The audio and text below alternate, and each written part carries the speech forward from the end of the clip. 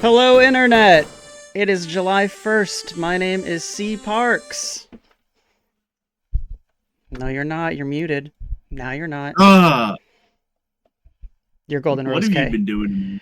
Golden Rose Kay. I'm tired. Rabbit. It's July 1st. Mm-hmm.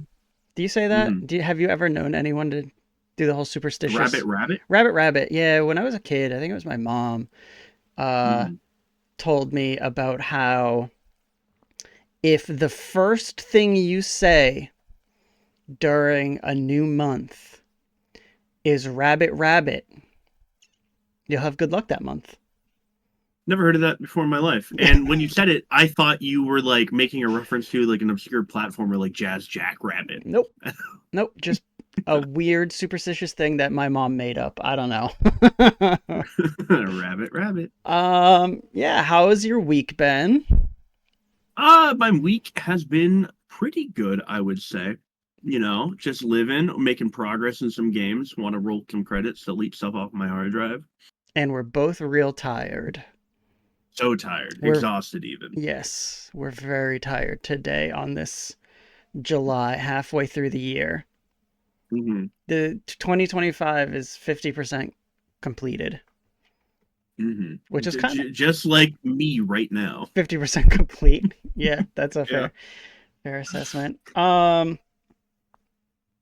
Yeah, I'm just tired. I didn't really get to do a whole lot. I've been setting up some stuff for myself for just like streaming because it's fun and creative and I like doing that. To try to, do on Saturdays. But other than that, like the only games this week that I've put any real time into, one was Warcraft 3. Oh, yeah. Yeah, because it's on Game Pass now. All the Warcrafts. Is that Reforged or whatever? Yes. Yep, the remastered one. Mini reviewed. How do you think about it? How do you feel about it? I've only played like multiplayer stuff versus computers. And I struggle against the easy computer. Yeah. That game's hard. Especially like you've been out of the RTS game for like a long while. It feels like. Yeah, I haven't seriously done anything with an RTS since like probably StarCraft 2. And StarCraft 2 like Legacy of the Void. Not even... Actually, what was the last one? There's Heart of the Swarm, Legacy of the Void, and some other one. Yeah, and this stupid Terran one. Yeah, lame Terrans. Yeah. But yeah, so it's hard. My wife likes Warcraft 3. Never played World of Warcraft, but she really likes Warcraft 2 and 3. So she was excited and we downloaded it and we went back and forth a little bit. And yeah, it's hard. And then the only other game that I can really think of that I put any time into was the Pretty Derby game. Pretty Derby? Oh, yeah. Yeah, I saw that. The hot new game of the week. The mobile gotcha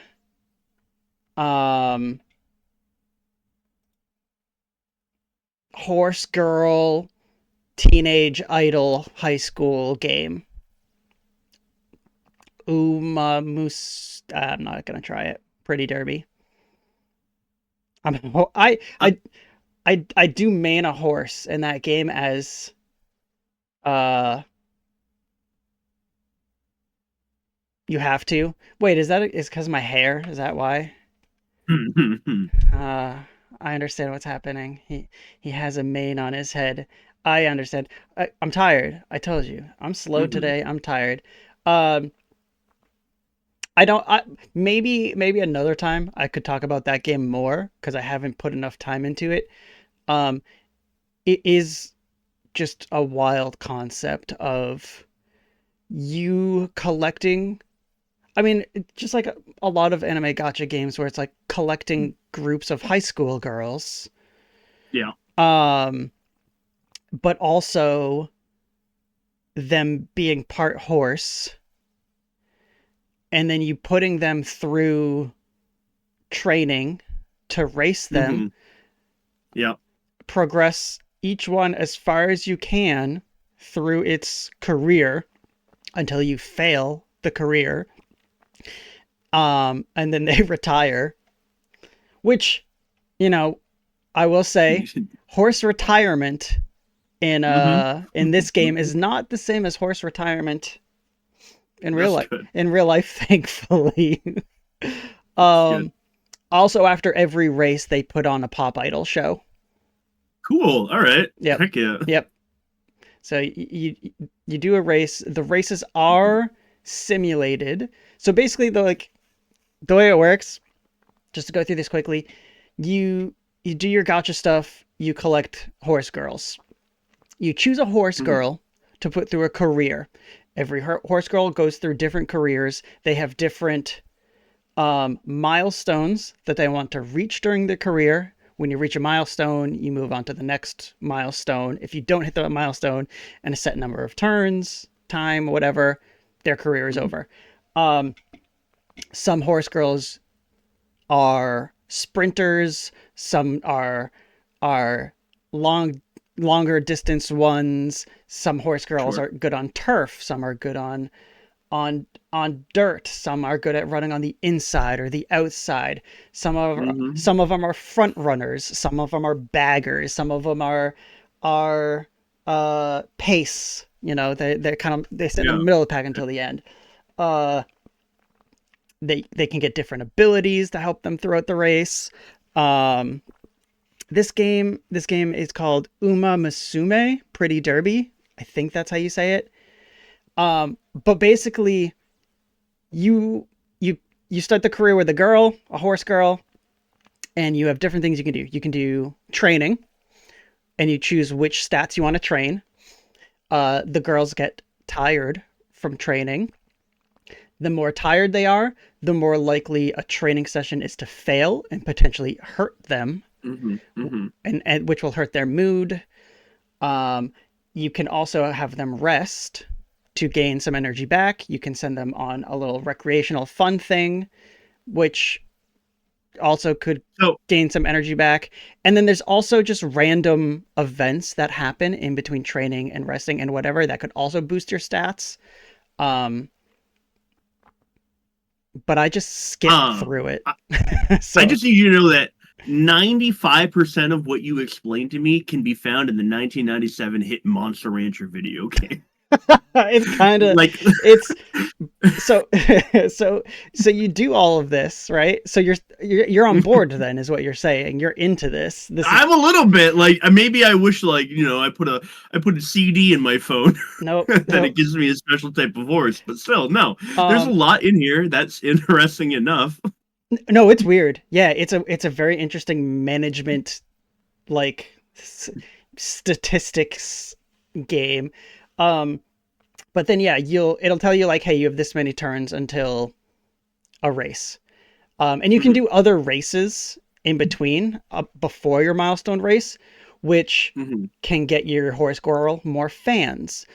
Yeah, Some horse yeah. girls milestones include just building their fan base. Some include winning races or getting top whatever in these races and just like climbing the ranks that way or whatever.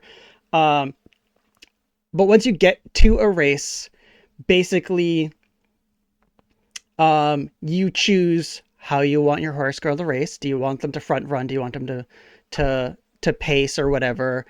Um, and then you've also gotten skill points from all your training, which you can put into buying new skills and abilities. Like you run faster in sunny weather, or uh, your acceleration increases on the final straightaway, or if you try to pass somebody on the inside, you gain a boost. Stuff like this. But once you actually hit race, it's completely simulated. You're just watching, just like a normal horse Mhm. race.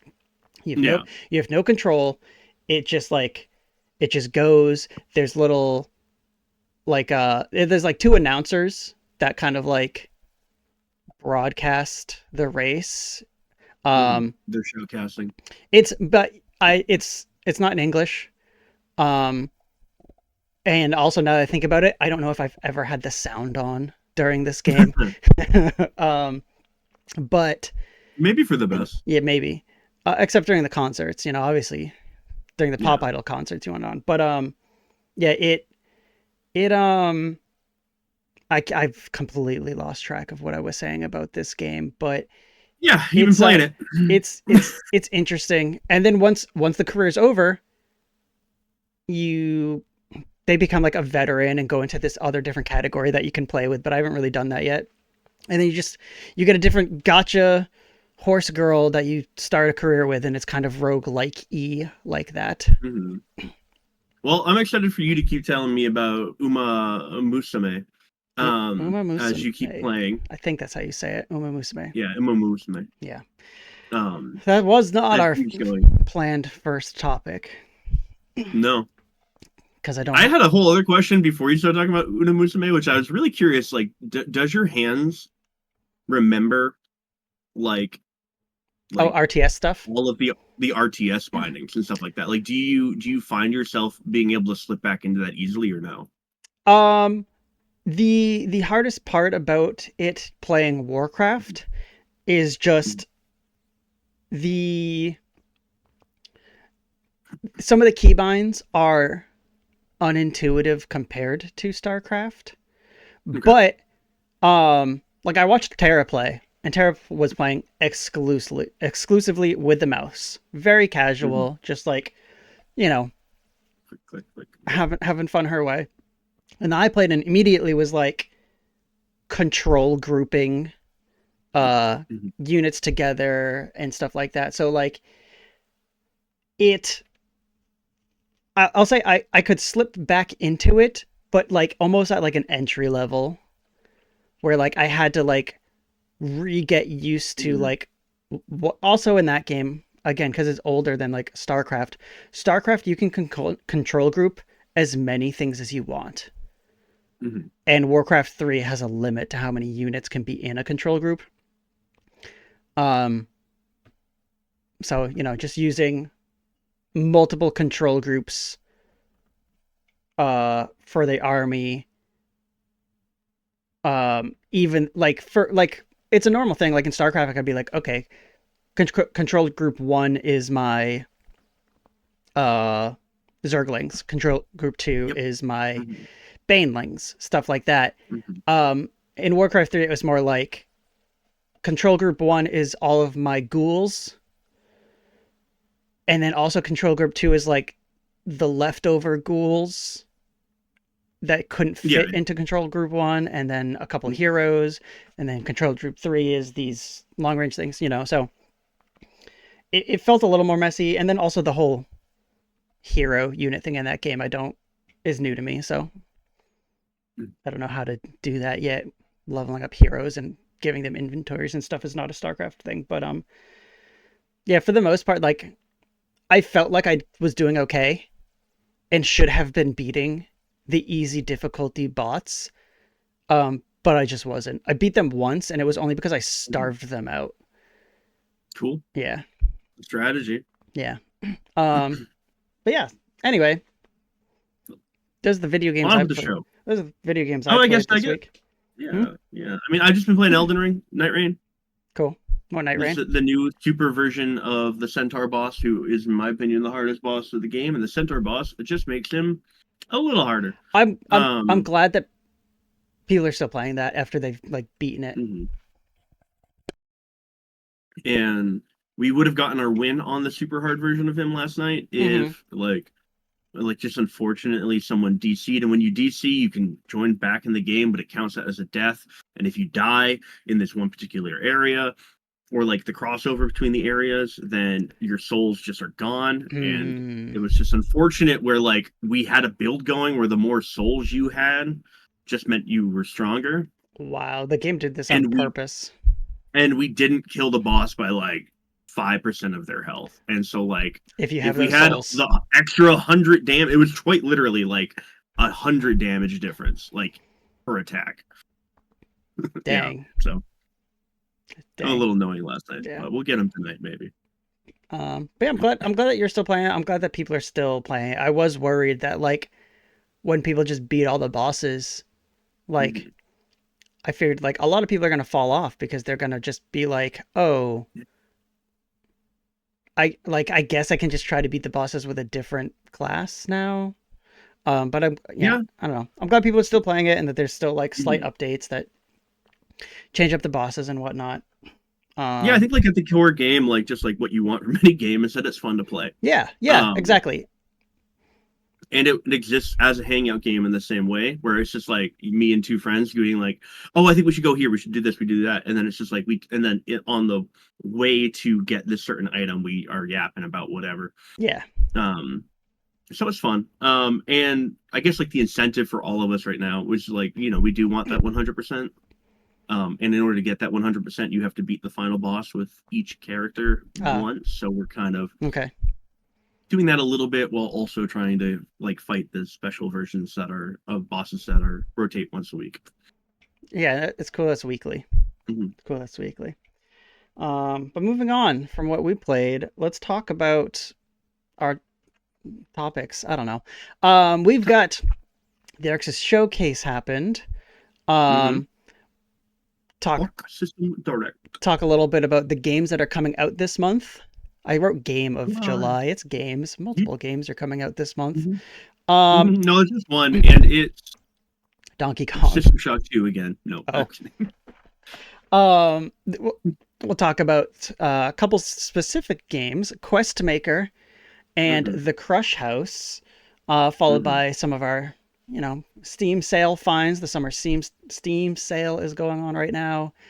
And then we're going to end it off talking about our pitches to Nintendo for what they could do with Star Fox. Mhm. I can't wait for the final topic. Is literally I was like getting like waking up this morning and being like, I don't really have anything, and then everything's just started a puzzle just started like piecing together. I'm playing Tetris Effect in my mind, and I'm like, I got it. I know exactly what I want from this new Star Fox game, and we'll get there in like 2 hours, I bet. Yeah, yeah. I started thinking about it a little bit last night in the Mhm. shower before I was going to bed, and I kind of had the same thing where it was like puzzle pieces started coming together, and I was like, oh yeah, and then like it was just like one puzzle piece fit, and then another fit, and another fit, Mhm. and then I went to bed and I woke up this morning and half the puzzle piece fell on the floor. So I'm just gonna try to talk myself through it again later. Right, I'm Um, excited. yeah. But yeah, let's go on Arksys. Arksys Arc. showcase happened. We talked about Mhm. it last week. Um, Mhm. we mentioned that there was an Arksys showcase. Mhm. We mentioned things that like I think could pop up in there. I listened to some other people uh, stream and discuss like what they would like to see from from the Arksys showcase. Everyone was basically like, all right, well, we're gonna see Marvel Tokon. Mhm. Mhm. So let's make videos on our dream roster and on our realistic roster and who we think is gonna show up in their trailer during the showcase. And They were all wrong. and not, yeah, we did not get Marvel Tokon.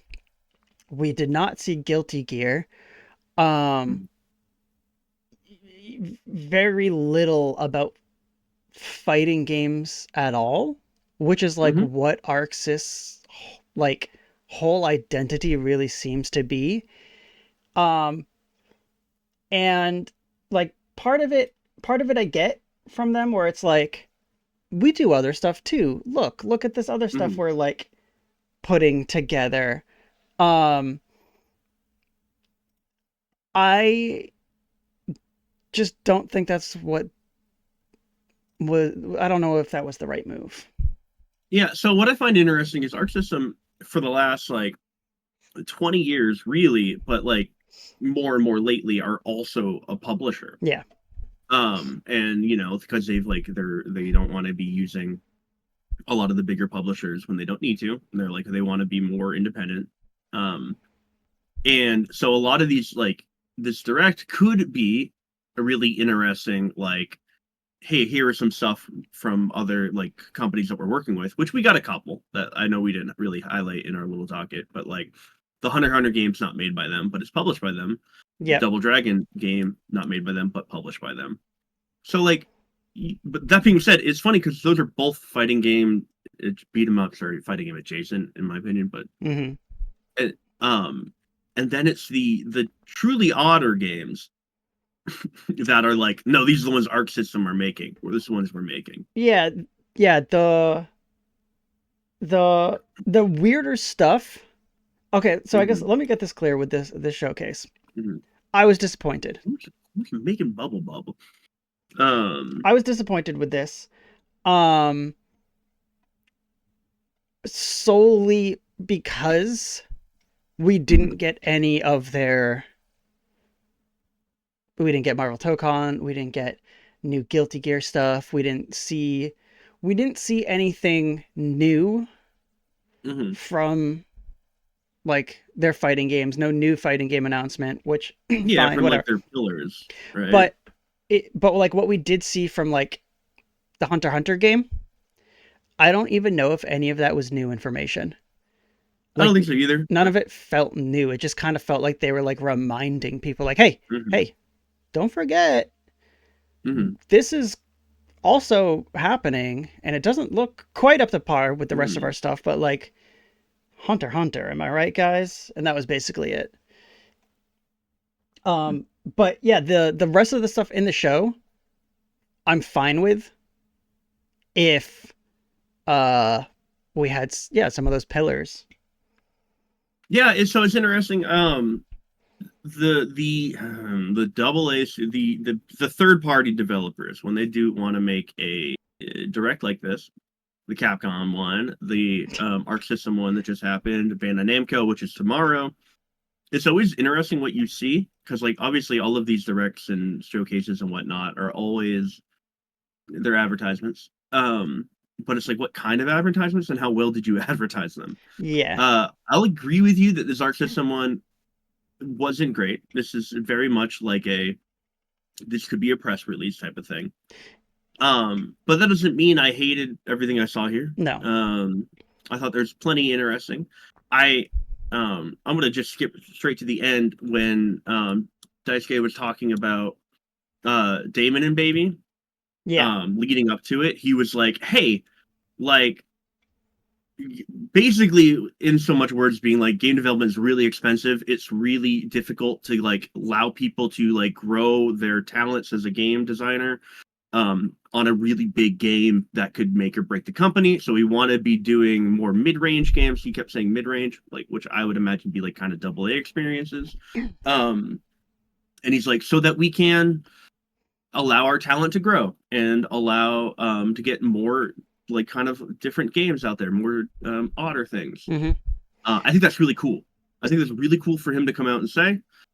Uh, but did we need to have it be this 30-minute video? I don't know. Yeah, I Probably not. and I think that sort of like mid-range, almost like side project thing is like Mhm. important and good for studios to do.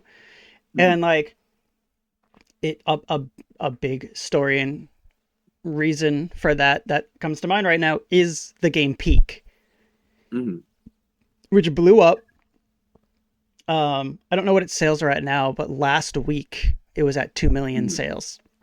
Yeah. Um, Made it a month or whatever, like I think 90 like days. 4 months or something like that. I thought. I don't know. But it was a quick game, quick side game. It was put together by two different companies actually that collabed on it as like a little side project. And like I know at least on the side of Agro Crab, who is one of the companies that Mhm. helped do it, um, they wanted to do this because they needed a break. Um, they had gone for like big game after big game for the for after big game for this small studio, and they had just they finished another Crab's Treasure, Mhm. and like and like they have a video about this where they talk about like they were going to do Going Under 2, a sequel to one of Yeah. their like isometric roguelike games, which is a really cool game. It was a Um, really good game. and like a sequel to that sounds cool, sounds exciting, sounds it like a good idea. And they mentioned there like we didn't get funded for it, like or our Mhm. funding pulled out of it. Um, and like the person in the video, she's just like we just pushed ourselves after game after game after game, and so we decided to do a game jam. They're like we split our team into two different teams just to make smaller side projects. One of them is Peak, and then they have Mhm. another small game, and they were like they basically were like this has helped us so much because it helped us like flex different muscles in like a lighter fashion with less resources and less expectations, and now our creative like energy is up again. So like Mhm. it's really, and also Peak turned out to be a massive hit. Yes.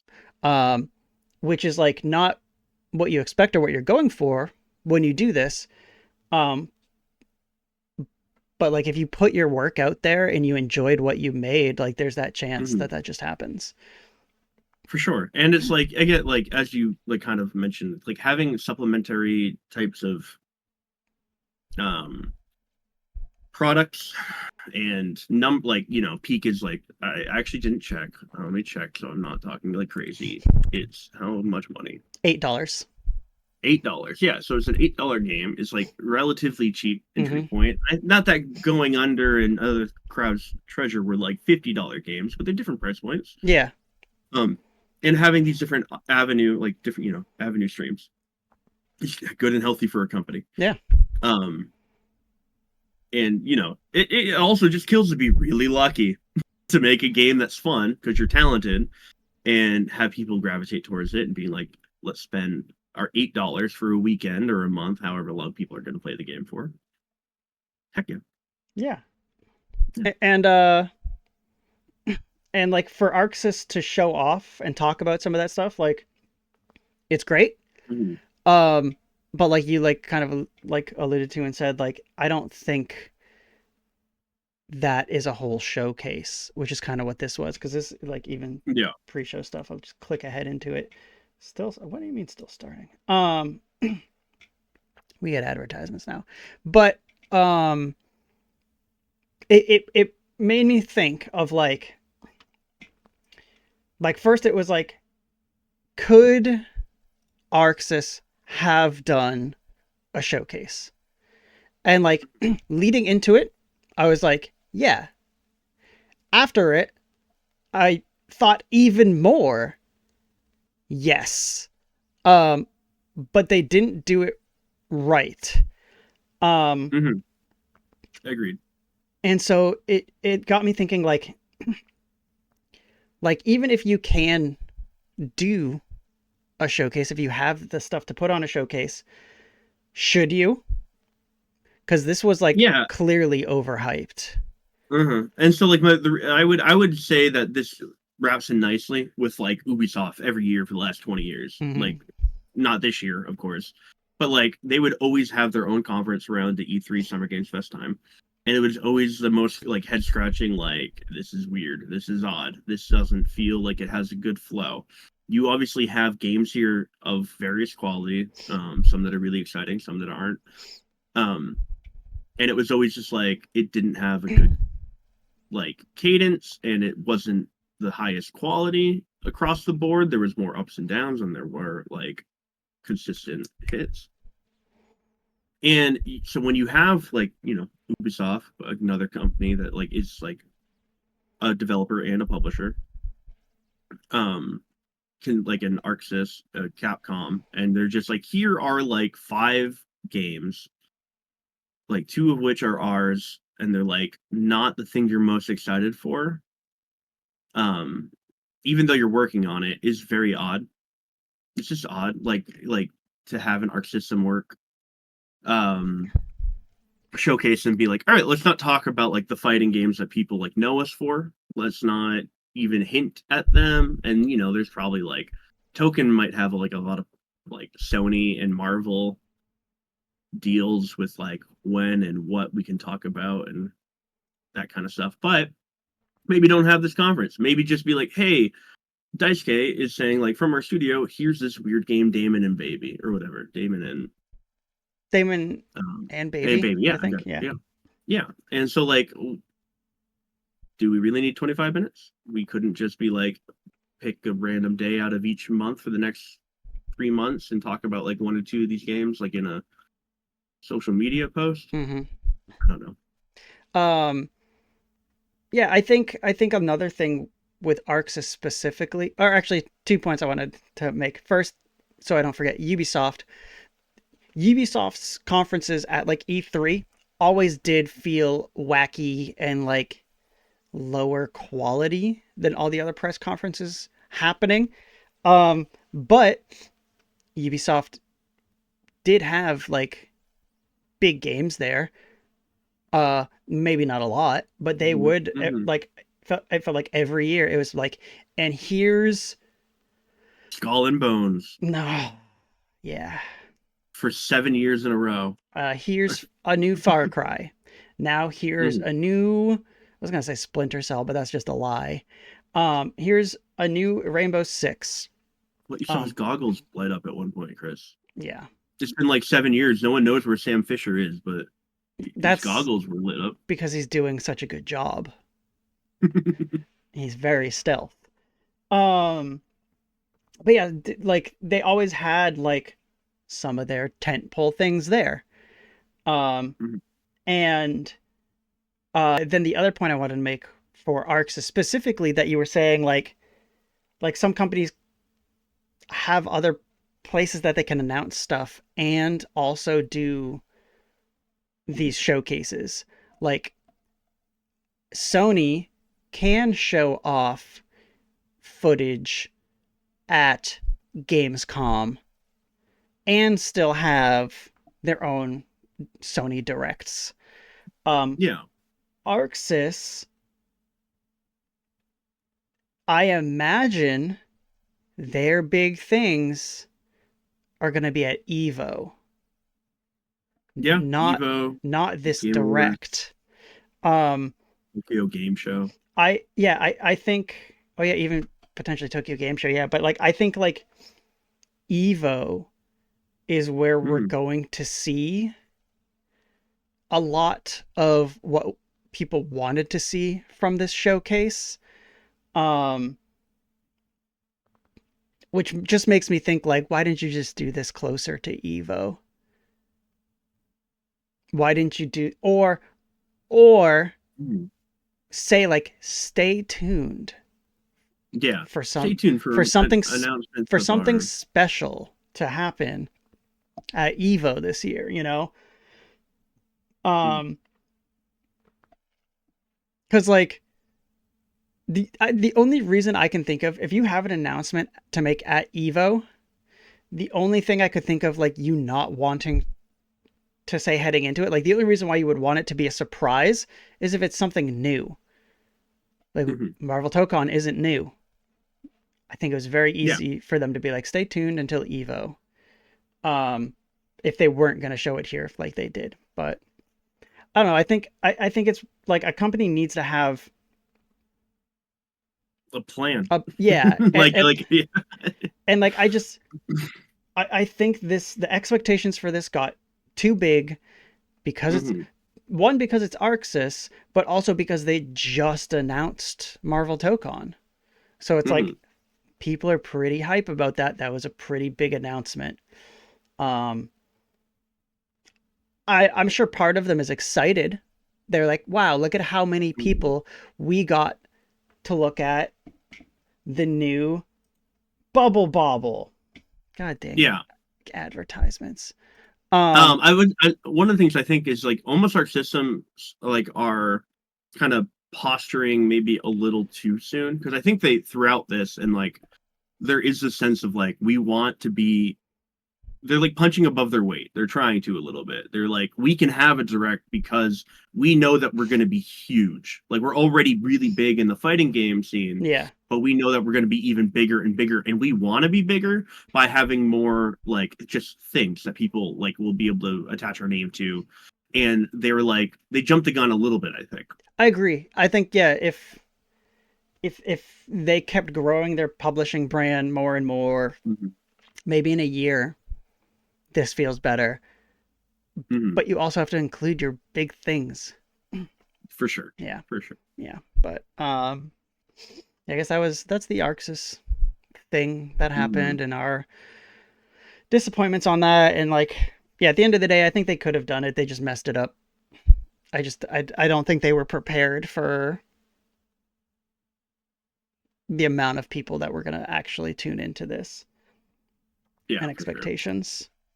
I mean, Well, I mean, like, do you want to get excited already for tomorrow? Like, do you think that's gonna be? Do you think Bandai Namco is gonna have a banger? that's a tough one to like because I just learned about that this morning. You told me that, Hmm. and like, Yeah. uh, they have Bandai Namco has more that I'm interested in. I think than You get, Arxis that doesn't. yeah, they get more things. Yeah. Like yeah, if I bring up this window capture here, right on the front, this is from Game Informer. Bandai Namco Summer Showcase airs this week. Right on the front, we got Digimon. Digimon. So that's off to a good Like, start. I will say, like, I don't know if you're being sardonic or whatever, but the new Digimon game, the time one, I watched the systems trailers since they've been just like they are bombarding you with like Info. story trailer, system trailer, character trailer, that kind of stuff. Mm-hmm. And I watched the systems trailer and I'm like, man, this looks like it's gonna hit. Like I like it looked really good. I'm like, I'm gonna play it. Yeah, I mean it from the little bit that I saw, at least, it looks Hmm. like it's just building off of is it called Cyber Sleuth? Yeah. Those that That, series of games, which people loved mhm. those games. Those I are love those those are like games. high quality games that just happen to be Digimon. Hmm. Basically, is like how I see it.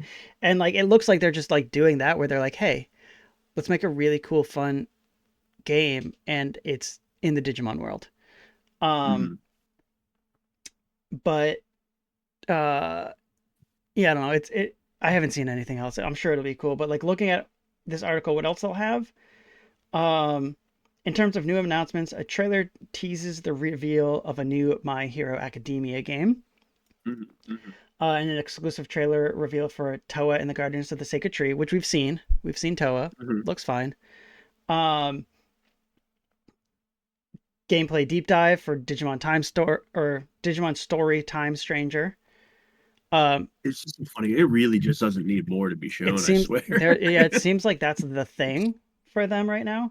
But this article says expect updates for the following titles, which who knows Hmm. because we got expected updates for Arxis and didn't hit any of them. But Yep. this is a good, solid group of games that could get some new info. Code Vein 2, The Blood of Dawnwalker, which we talked about last week, Hmm. Death Note Killer Within, Hmm. Everybody's Golf Hot Shots.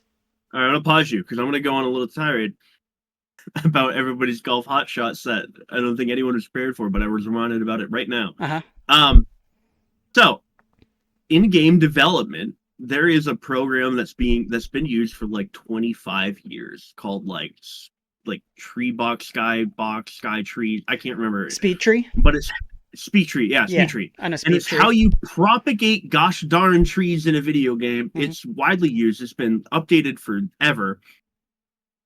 Why is everybody's golf using gosh darn AI to make tree leaves different?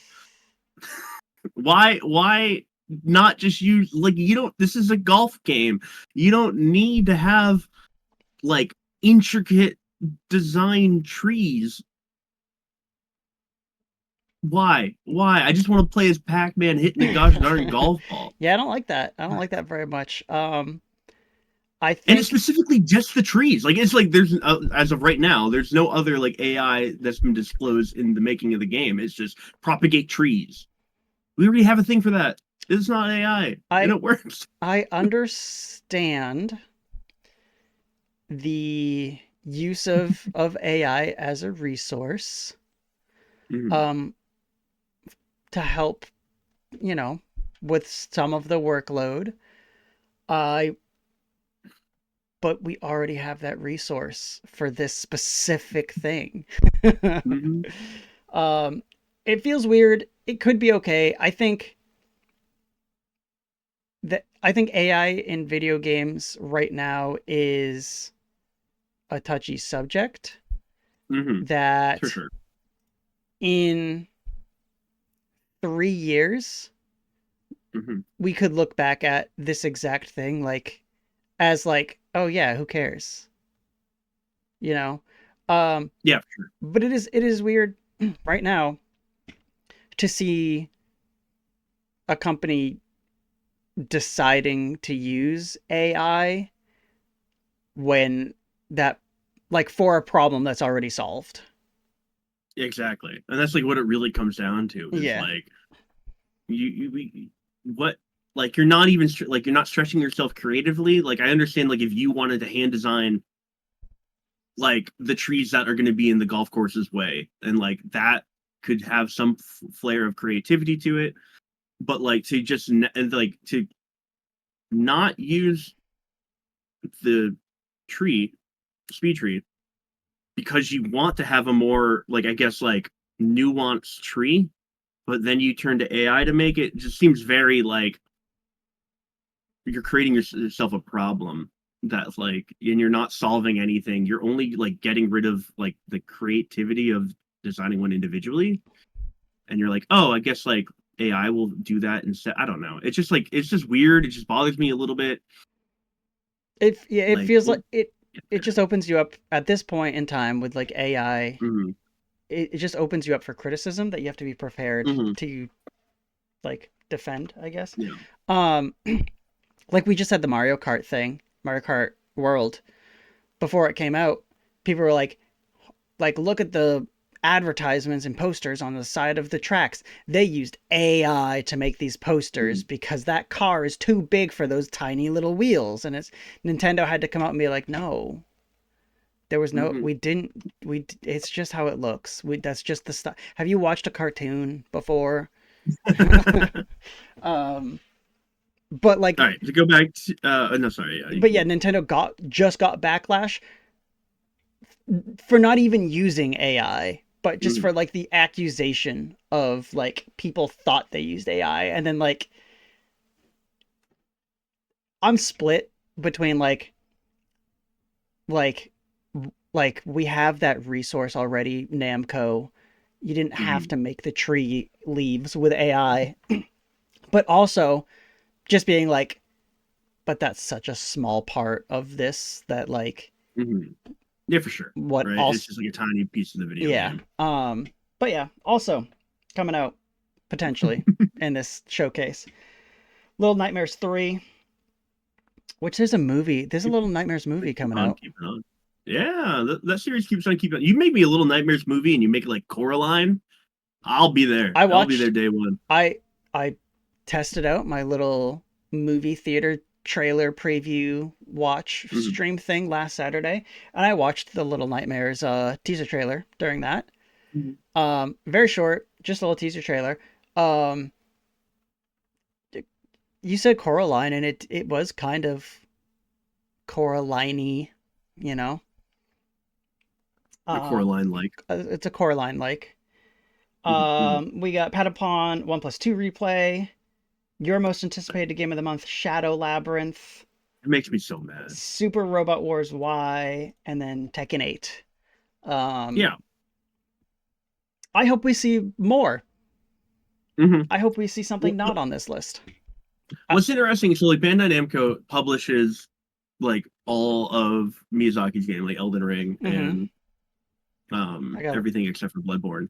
I gotta look up So Super Mario Bros. you can have one of those updated.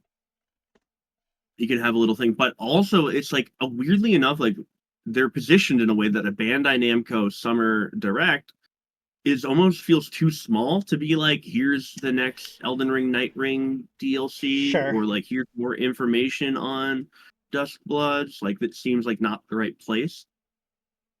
Um, and then like other than that, you have like a plethora of like anime fighting games because that's like a lot of what they do. Mm-hmm. Um, my hope forever it will never happen, but like this is if we get any information on the Dot Hack franchise, it happens here. If we get any I information on agree. Klonoa, it happens here.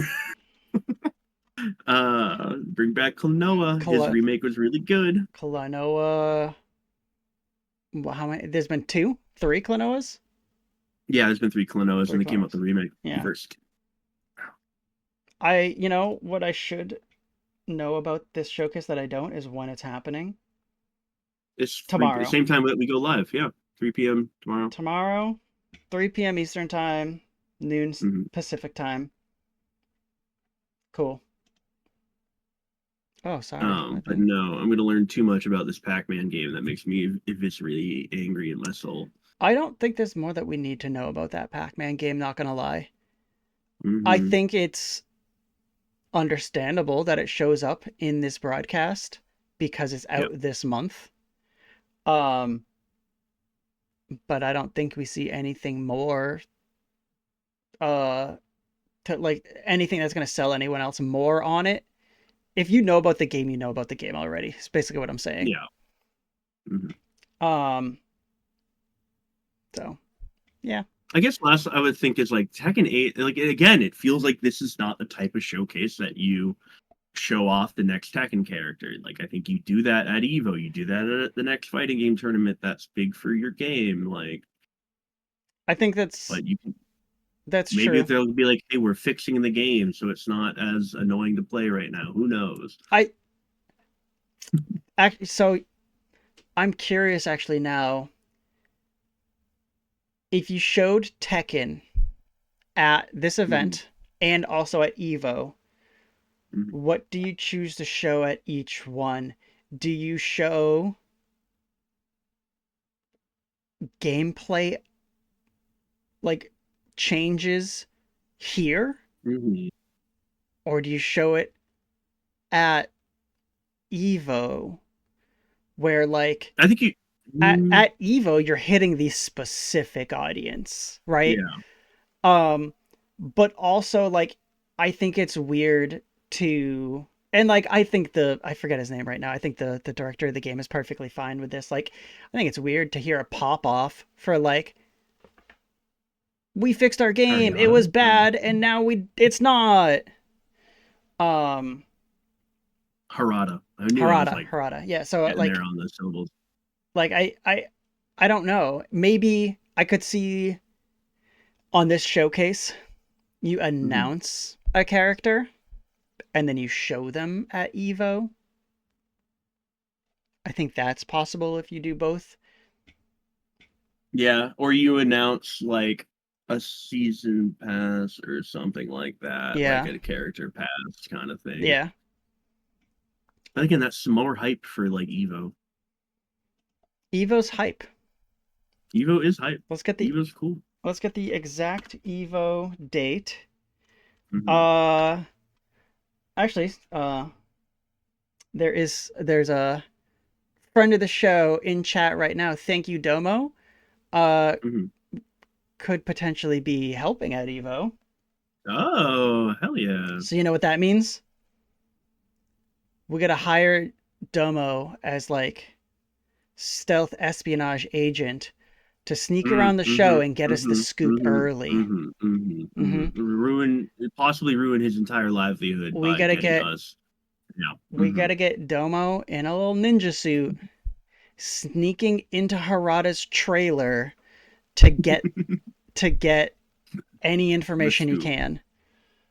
Evo, by the way, uh, August 1st. Almost down. That one's down. So Almost 1 month from today. 1 month. 1 month from today, Evo. So that's You could also do a Soul Calibur here. I don't know. maybe you have The franchise uh kind of dead. I don't It feels remember. like, but I think it's already out on the Nintendo shop, right? The GameCube, not the shop, but the GameCube player. So yep. you've got the Soul Calibur there. So maybe stuff Yeah, like good that timing. happens where it's just like, hey, our old game is now playable, and Mhm, wouldn't you know it, we've got a new one coming suddenly. So like that could happen. That's cool. mhm. Um, More than any other fighting game, I really do think Soul Calibur is like it continued longer than I feel like it had any right to. And that's maybe mean, but like I just feel like Soul Calibur lost so much of its prestige and its like popularity with each release, where they kept getting like, oh, people didn't care about this one as much, and this one as much, and this one as much, and then like eventually like it came out in 2018, and there was DLC for Soul Calibur 6, but yeah. how many people And are talking about Soul Calibur 6? and on the other end of the spectrum, the fighting game that died too soon was Darkstalkers. We need more Darkstalkers. Hey, Get listen, get my girl Morrigan on my screen. Morgan Arsalan. Yeah. So we saw the Arksys showcase last week with some games coming out.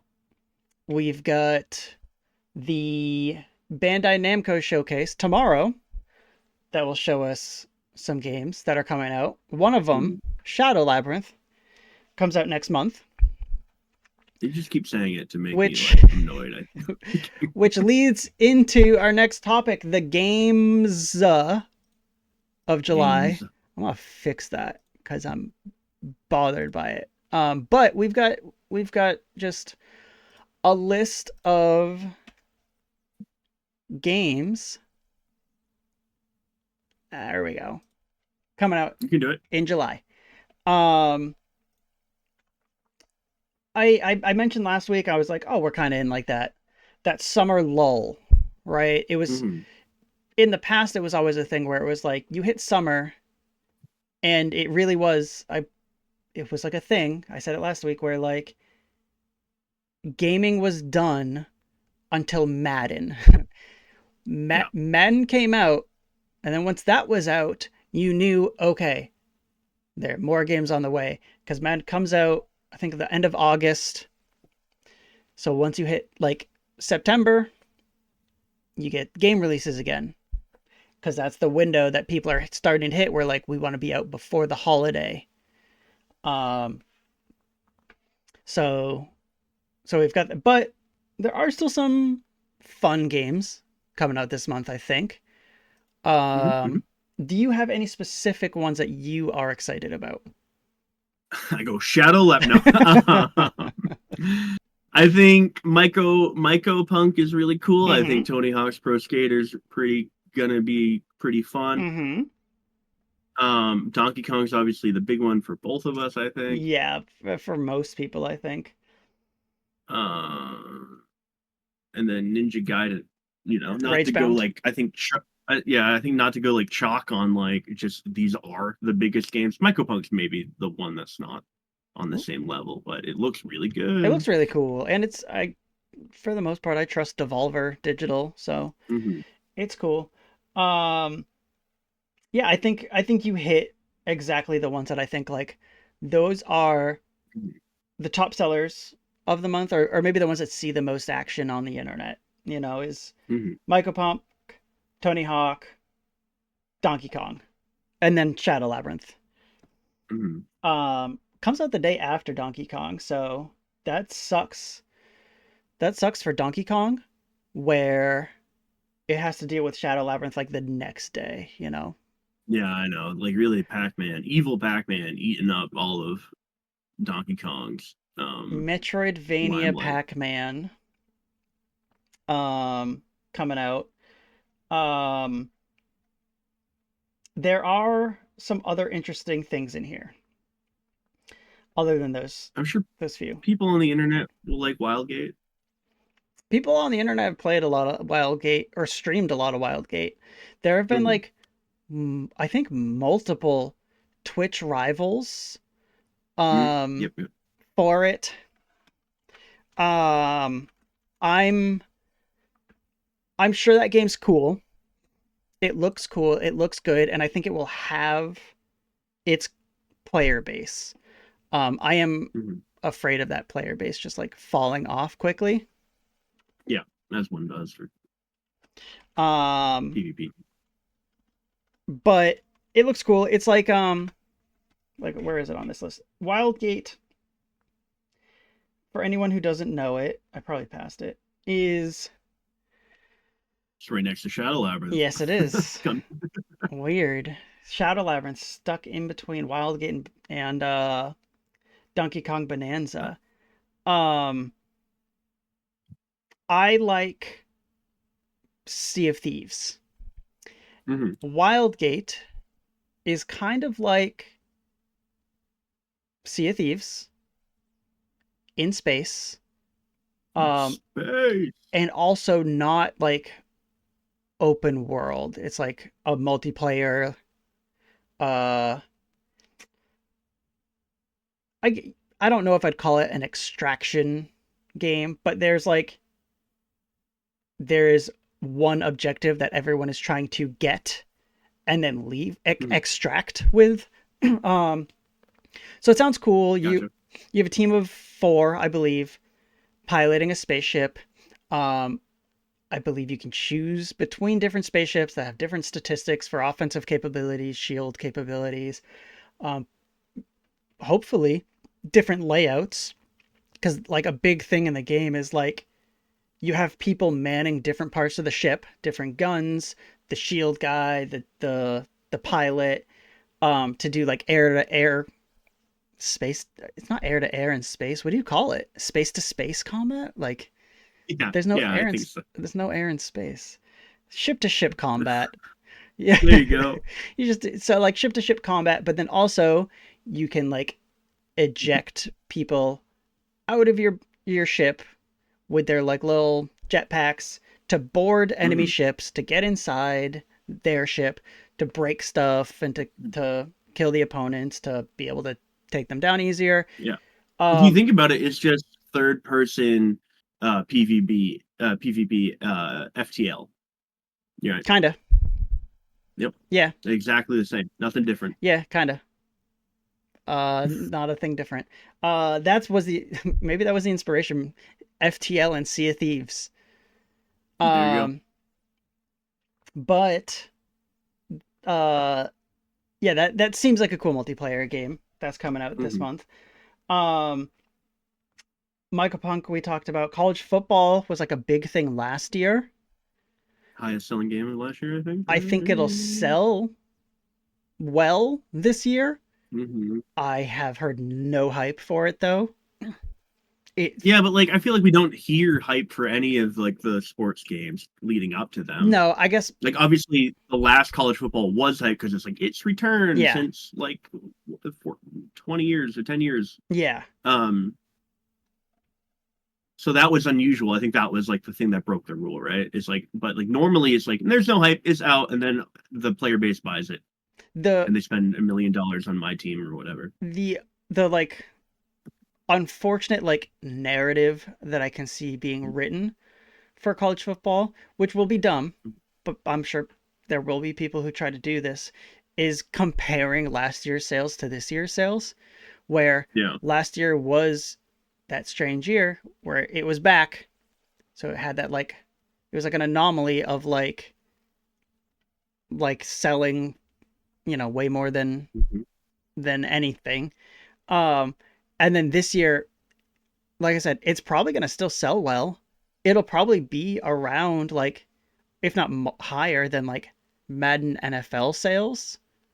Mhm. Um, but I can see people picking it apart and being like, wow, they sold like 4 million less copies in the first week for this game. It's just like, yeah, but Yeah, they still sold 3 million copies of it or something, Mhm. um, and stuff like that happens, even when it's popular, I think it just like detracts from more people buying it being like, oh wow, it must not be as good. Um, Yeah, you have like an unfortunate narrative so around it. so You're right. I think it has a potential, yeah, like unfortunate narrative going for it, but I think it's still gonna sell like crazy. Um, Mm-hmm. Monument Valley 3 is a neat little Mm-hmm. puzzle Mm-hmm. kind of, not really platformer, but it's a puzzle game. Those games are cool. They're neat. They're very pretty, very like meditative almost. Um, Oh. they're good stuff. What'd you see? What do you find? Oh, I didn't realize 100% what Firmament was. I didn't know it was the abduction studio. That And the people like the curators who made Miss, they went on after all of the stuff that happened and all the different iterations of Miss, Miss 2, Riven, blah blah blah. They created that indie studio and they made Abduction. So that got a lot of really awesome fanfare if you like these type of puzzle games. And I didn't realize Firmament is that same studio. so I didn't really know what Firmament was you're until just hyped now. now. I don't know if I'm You're hyped, but hyped. I'm interested. This is on your I'm still hyped. radar. You know what? Yeah, it's on my radar. I'm trying I to like those little heady, like sure. I love like the atmosphere, like the kind of like loneliness of those puzzle games. Mm-hmm. Mm-hmm. It's a lot like Mhm. life, but with more puzzles. Yeah, exactly. Yeah. Like I think honestly, if you put more puzzles into my life, I would be a happier person. Okay.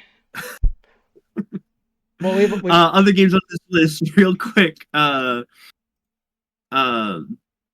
I think that Mario Jamboree is already probably maybe the best Mario Party. And it getting more stuff is always good. A lot of like the TV stuff, I don't really know how I feel about, but I love it. this is the first Mario Party in a while that I feel like didn't really have a strong gimmick. And so now we have a gimmick for it. You do have a gimmick, but it's kind of like a gimmick mode. The Jamboree TV part, at least, is like a gimmick mode.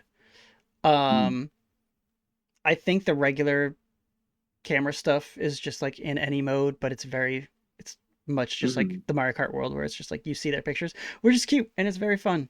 And I think that mm-hmm, is silly for like if I played Mario Party online with me and like Tara and her sister and our nephew, like that would be silly, you know. mm-hmm. Um, Yeah, yeah. I think so. I think it's fun. I think it's really cool that they did that. I also I didn't touch on Ninja Gaiden Ragebound. You said you were excited for. Um, Mm-hmm, mm-hmm. I'm Just more looks so pretty. I'm more interested in Ninja Gaiden Ragebound than the next like like I guess full Ninja Gaiden game. Mm-hmm. Like is it 4? Yeah, like The Ninja 3D Gaiden action Black 4 adventure or one. whatever. Heck. Yeah, yeah. I'm more interested in this than that. Um, I'm I with you. I never cared about the Xbox like Ninja Gaiden Black and like those ones. Mm-hmm. Um, I remember it being like a big deal of how like bloody they were and the dismemberment and this and that, and I just like didn't care, and I still don't really care, but I care more about this 2D one because yeah, it does look really pretty and fun. Um, I want to check out the Grounded 2 Mm-hmm. early access. It's at That is very much a you it's at the game. very end of the month, and I'm interested. I have like this like unique uh outlook where I played the first Grounded, but only like the first month of its early access. Mm-hmm. So it'll be interesting for me to see the first month of early access for Grounded 2 and like how different they handle it and how much more there should be in this than that first one. How much cleaner this should be. Like I have this feeling that for for me specifically going from the Grounded 1 month one beta to this is gonna feel like a full game to me. Like I feel like this is gonna feel so more fleshed out than what the where the You'd first hope one so, was. right? Yeah, Yeah. I can only imagine. I know there's gonna be story things, single play, like there's gonna be like those story elements that I'm sure are like missing, and there's gonna be missing, weapons Mhm. or armors or whatever. Um, but they just like mechanic wise, I feel like this like will feel so much bigger for me. So I'm just interested to see like month one of the last game compared to this month one because I think you might have said it where like they're only making Grounded 2 because just they like ran out of room to just keep making stuff in the first one. Yeah. They're like, we need a bigger sandbox. Yeah, so that's why this is here. So like, I'm sure there'll be graphical improvements, maybe some UI updates, Mhm. whatnot. But I don't know. I've hope for that game. The first game, Mhm. I don't know how well it did. Well enough for them to keep doing stuff and make a second one, but it is cool. It's a fun survival crafting kind of game. Um, and then I also think it's interesting that the same month that Patapon 1 and 2 comes out is Ratatan. Ratatan. Yeah, I think that'll be interesting when Ratatan comes out to see the comparisons. It is early access, so Hmm. it won't be its complete form. Um, and I mean, I played through the demo of Ratatan, and I've said it before, I'm not very good at it. But I also didn't like. I had a moment where I'm like, I should actually go into the weeds and like read about like more about what I'm actually doing with these buttons and like when I should use them. So I didn't actually take the time to like really learn the strategy. I just like making them sing a little songs and do attacks and dodge and whatnot. Yeah. Um, but I'm tempted because I like the concept of it. Hmm. Mhm. And I guess lastly on this for me is I'll probably wait for like this is a game that I might wait for reviews or at least a couple people that I know that like these couple of games. But like the Wushang Fallen Feathers has a lot of like a lot of like Soulsborne like Nioh kind of look to it. Third person action adventure game with dodges and parries. A bonfire uh RPG. Oh, But there's a lot of these games that come out now, and so I just want to, I want to see if it's like, is it Eliza P? Like, it's a game that I should definitely 100% play, or mhm. is it more like um, I can't think of another game to throw. I don't really want to throw a game under the bus anyway. That's fair. I have a a, a question since you mentioned Mhm, uh this game Souls like you would describe it as. mhm, Uh, mhm, and actually you mentioned how you were playing Elden Ring Night Rain. Is Night mhm. Rain a Souls like? Mm, it doesn't have like a lot of what I would consider like important for the genre, but it has enough of the DNA, um, in just like the most stripped down formula. Like the gameplay's there, but like a lot of the other stuff, like it's just like the quick version of it almost, right? It's the ADD version of a Souls like. I thought it was interesting. I forget who I saw say it first. Um, but just the thought of like thinking of Elden Ring and being like, yeah, that's a Souls like, obviously. And then being like Elden Ring Night Rain and just being like, wait a second, is it a Souls like? And just a stupid conversation about how Elden Ring is not a Souls Mm-hmm. like. Um, could, come from that. You could have a debate. I think you could have a really stupid debate about Elden Ring not being a Souls like, which I think is funny, and that's all because we talked Uh, about yeah, Souls likes before. Um, but yeah, these are the games coming out. Tales of the Shire. We'll see some hits. yeah. I think it's been in early access. Um, I have no hope for that game, no, me but neither. that's fine. Hope. I don't know about Hope but I have no interest for sure. No, Um, also. and then also Killing Floor 3 is another like bigger title that like I'm sure people will be excited for. I Uh played Killing Floor I'm 2 for like a week, and I was like, I had fun with it, and I will yeah, never go. I never went back to it. I'm okay with this game existing is about as far as I'll go Hmm. with that. I know a lot of people will play it and love it. People liked the first two. Have at Killing Floor 3. That's cool. Uh Not on my radar, but uh Hmm. I hope it does well. All right. And then to get into something a little more specific game related, this is our third topic. Yeah. Hmm. Quest Hmm. Hmm. Maker, another game that's Maker. in early access. Um this game, actually, I'm gonna flip us here. This game is Zelda Maker, basically. Or I'm sorry, this is Quest. Yeah, This is Quest Master, not Quest Maker. that's my saying. Quest Master. I'm gonna change the title because I feel Yeah, stupid for calling it Quest Maker. What a I don't. I, fake so, fan. so I get where your brain's going because it is just like It's a Mario Maker, but also I changed it to Master in the dock yeah. because you also put Maker in the dock, and I thought you would look at the dock and when you make, and I guess like, oh no, you Nope. just had it in your head. I'm tired. Oh, I get it. Quest Master. Mhm. This game, Zelda Zelda Maker. Maker.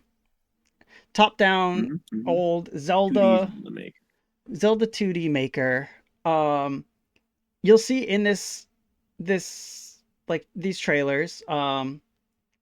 I think it looks very high quality. I think Hmm. the UI looks really good. Um, Hmm. I think a lot of the UI and the way that you see them control and make stuff lends itself well to a controller, which could like if this came out on Switch 2, could be cool. Could be Hmm. could have a hit.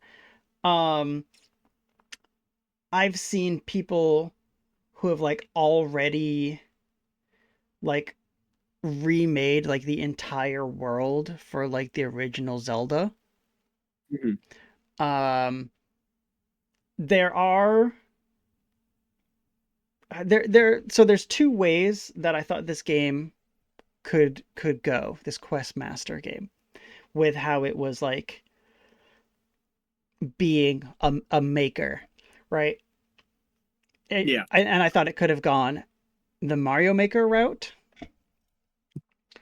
or the RPG Maker route. Holy moly, blasted with sound there. Could have been the Mario Maker or the RPG Maker route. Um, Hmm.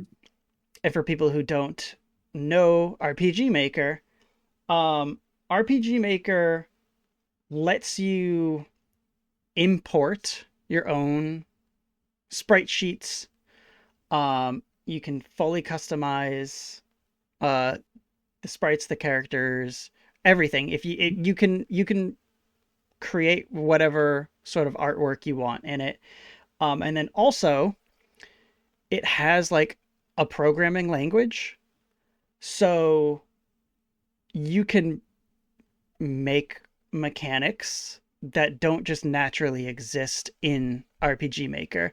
For example, I used Mario RPG Maker a ton because I was like messing around making Pokemon games because there's like a really good uh, uh it's called Pokemon Essentials. It's a really good download that you can use in RPG Maker that basically sets you up with the full like gameplay mechanics of a Pokemon game. And you can go in and you can edit everything. You can edit move sets. You can edit what Pokemon are in the game. You can anything you can think of to edit. You can edit, but it's already ready for you to throw in. And you can put in custom Pokemon with custom move sets. But then also, I was making like a roguelike Pokemon game, Hmm. and that's not a mechanic.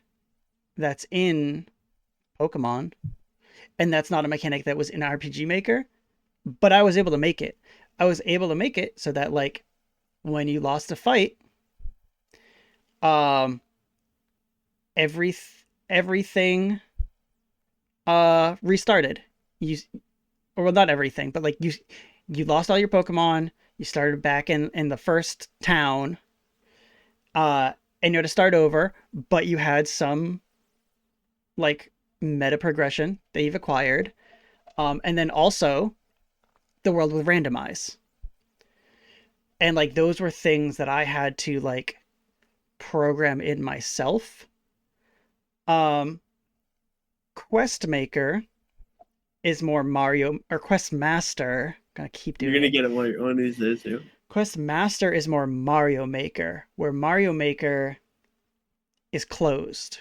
It gives you the Mm-hmm. tools and you just have to figure out ways to use the tools. You can't add new tools to it. You can't uh customize artwork or enemy patterns or stuff like that. It just this is how it works. And Questmaster is seemingly the same way, where it's like this is the bat, and the bat works like this, and you can change some properties of the bat. You can, set it up so when you destroy this, when you kill this bat, it drops this item, Mm-hmm. or you choose where to place it. But the bat's AI is is just how it works. Um, Yeah, so one of the like the kind of the things that I'm like reading about and I'm looking at right now is that like whereas like RPG Maker has a lot of that like in those tools innately that you can like manipulate as you've talked about and you can like learn to program them, but you that gives you an avenue in the video game itself to do such a thing. mhm. Um Whereas like this I like you read through is like there's a modding scene for it and you can add a bunch of stuff with like modding and whatnot, but there's no real avenue it seems in the game to be like, oh, okay, I want to edit like these certain factors that are a little bit more obtuse than something you can do in the video game. Mhm. But it does seem like there is like a modding scene for it to add in things that might not be here. And so like whether or not that's what the game's intention is a different thing, Yeah, which if is like a weird question to posit. Like, is the game good if things outside the game made it more interesting? I don't know. uh I mean, I'll say yes. I think Hmm. I think the game is still good regardless of Yeah. if, modding scene has made it good or not, cuz the people who made the game still had to make the game. Um Hmm. I think it's just like it's important. If it's not good without the modding scene, you got to embrace it. Hmm. And some games, there are Steam games that do that with like the Steam Workshop and whatnot, where they're like, yes, please mess around with our game and like make what you want to make in this maker. Um, it's also only in early access, so Hmm. it very well could be just like not their focus right now.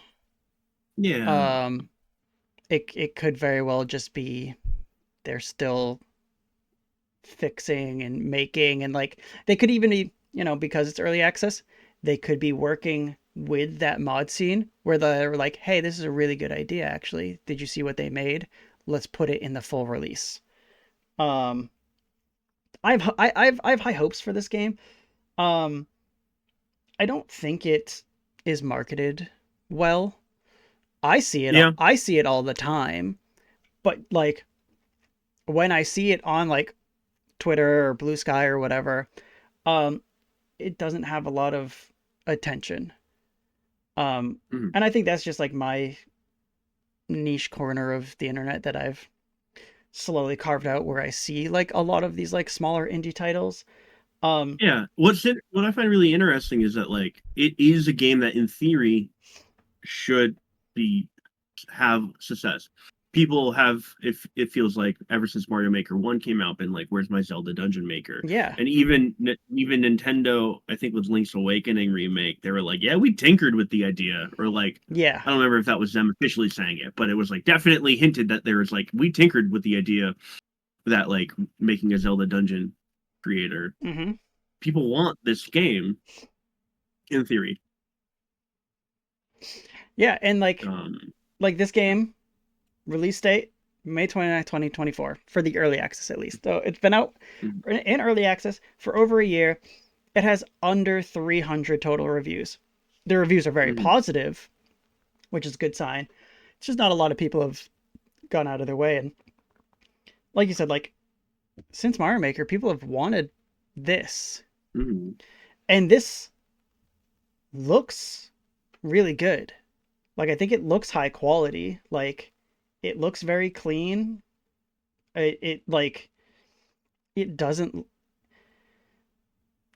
it doesn't look as low budget as like I thought it would when I first saw this. Like Mhm. yeah, I don't know. The pixel art is good in the game. Yeah, it's Um pretty. so like I feel like this is something that could and should attract more attention, which is like that's why I kind of wanted to talk about it a little bit. Mhm. It's just its presentation is like too good for me to ignore. Also, Yeah, it's being put out by Apogee, yeah, who FFG. like they're you know they're okay. They've put out some A games. lot of boomer shooters. I think board games too. I think they've done some Mm. board game like I don't want to say remakes, but like ports, I guess. Mhm. They've done ports of board games, I believe. I could be thinking about somebody else. I don't know. But boomer shooters for sure. Um which maybe someday we'll talk about the boomer shooter. I could talk all day about the boomer I know shooter. because I've watched you play some boomer shooters. Maybe I'm wrong about the board game thing. I've watched you play boomer shooters before, and they also felt like they had like a little bit of like Oh, Renaissance. a renaissance with also like the indie scene, yeah, but then also like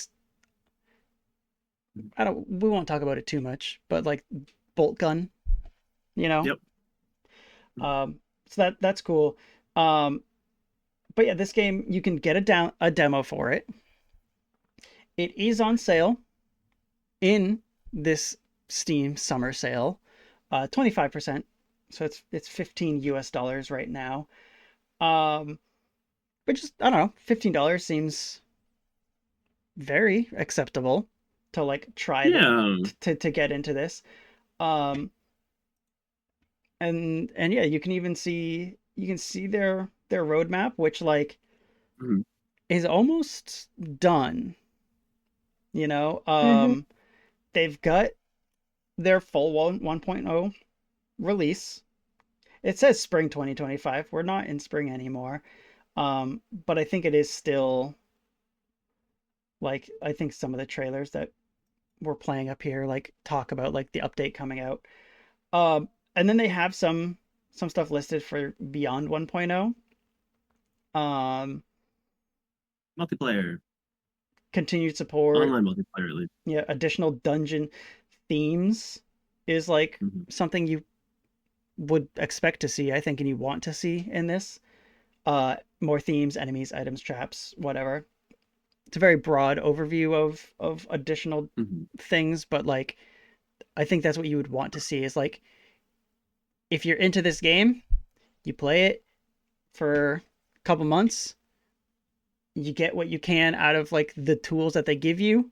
You've played a bunch of dungeons, and then you have more new tools thrown at you for the the makers to, you know, be Mhm. creative with and for you to be creative with. So Something I'm interested in about this is kind of a two-fanged thought that came into my brain. Is one, like, outside of Mario Maker, the sales numbers on a lot of these like create your own little games, like RPG Maker kind of exists, but like Dreams is in the same target like argument. Yeah.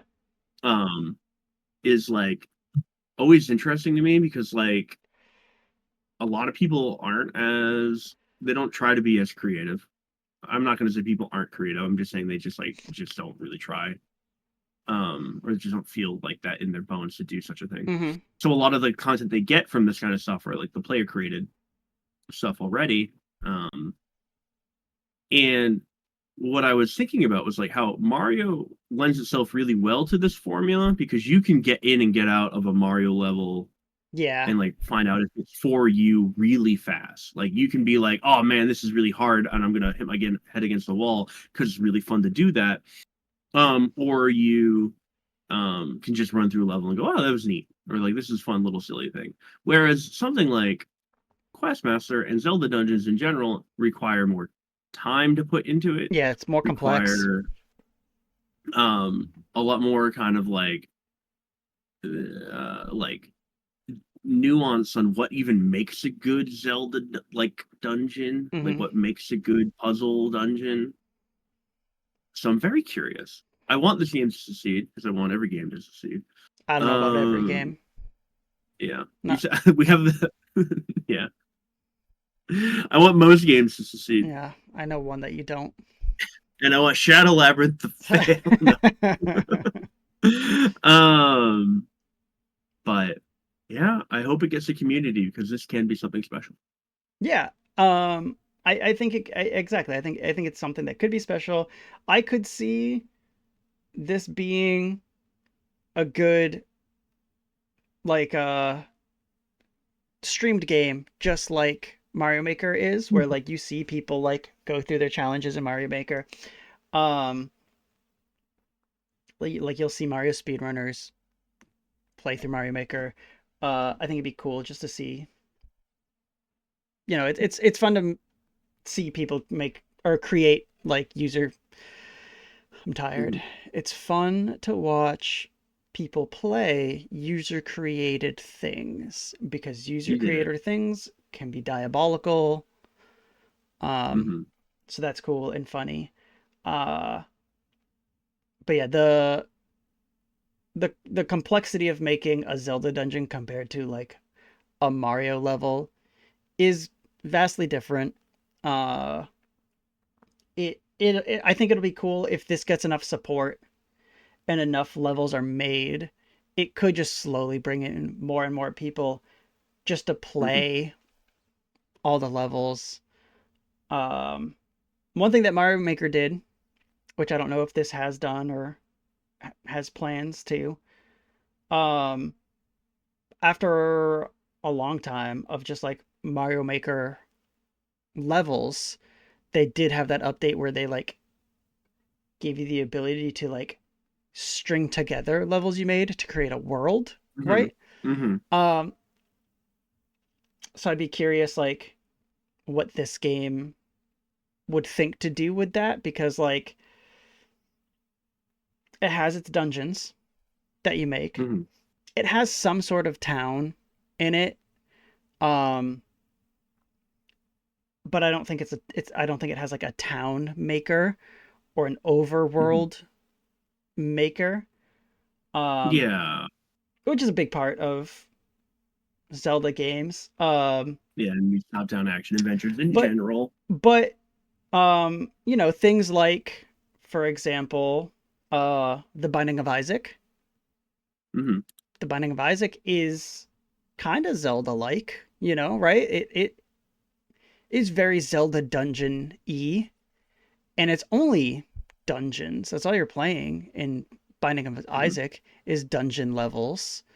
So like there's games that like this that I think could survive as strictly challenging dungeons and like going from level to level, dungeon to dungeon or whatever. And if they give you the ability to string some of those together in this, that could be cool. You could essentially make a game. Um, In a game. yeah. Um, but that's all I really had to say about Questmaster. I don't know if you have any more. No, I think we got through all the topics of it that I want to talk about. Yeah, because like like Zelda's the Zelda series. I'm gonna reword what I was gonna say. The Zelda video game series is pretty hot, right? Like Hmm. it's a hot game series. Yeah. You wanna know what else is hot? It's so hot that I might have a crush on it. You might have a crush. And there's a whole house of crushes that you could visit in the Crush House, which is the next game that I brought. Nailed it. The reason this is not going to land with some people, and I apologize, but the reason I brought the Crush House here to you today is because Love Island is a hot topic right now. Hmm. Love Island is bigger in the USA than it's ever been. Um, I watch it with my wife. It is the hottest of garbage television that's ever existed. Um, and and the Crush House is kind of, you are producing a reality dating show.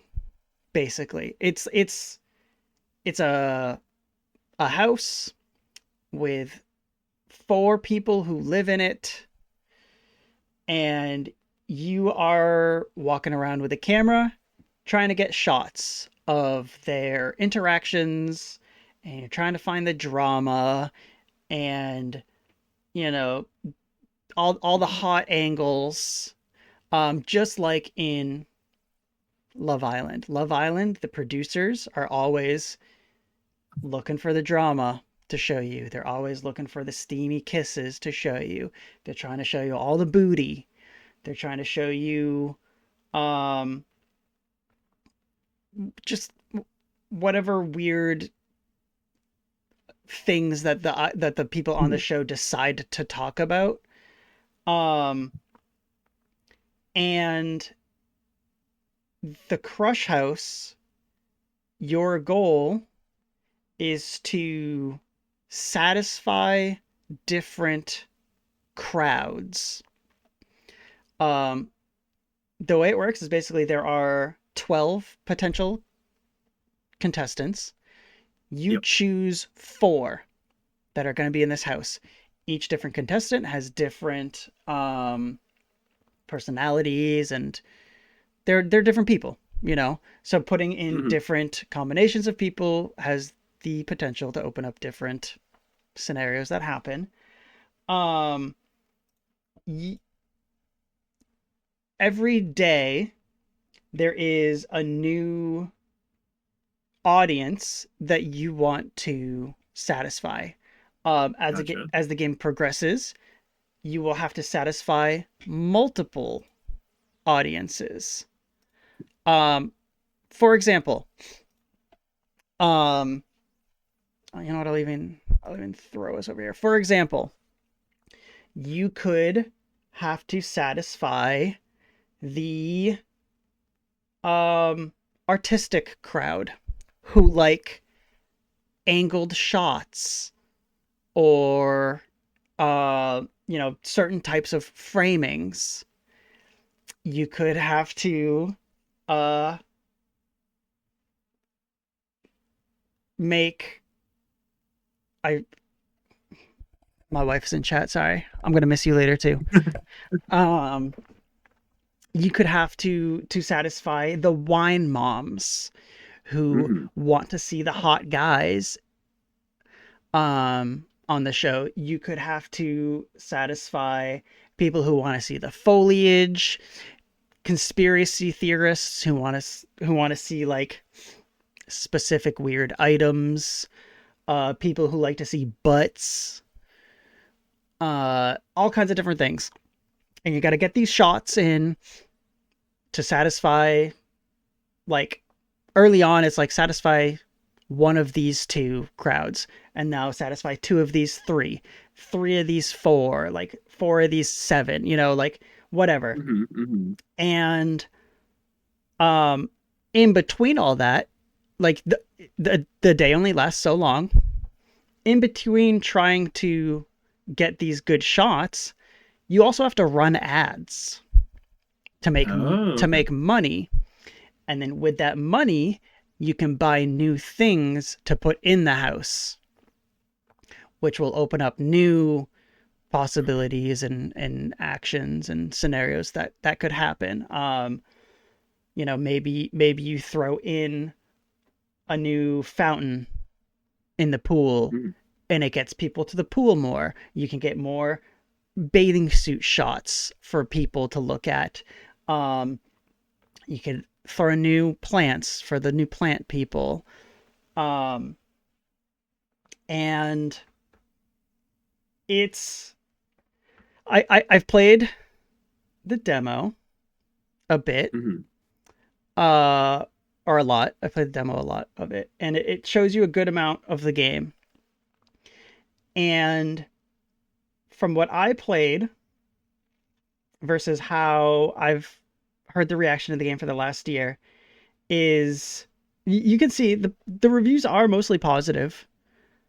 Yep. Um, I've just heard that people want wanted more of everything that's already in the game, or that's what I had heard when the game first released a year ago. Is people were like, I like the mechanics in this game, I like everything Hmm. that's in it. I just wish there was more of it so I could keep playing it. Um, So mhm. one thing I really like about the concept of the Crush House is that it is like almost the logical conclusion or perversion of Pokemon Snap. Sure, sure.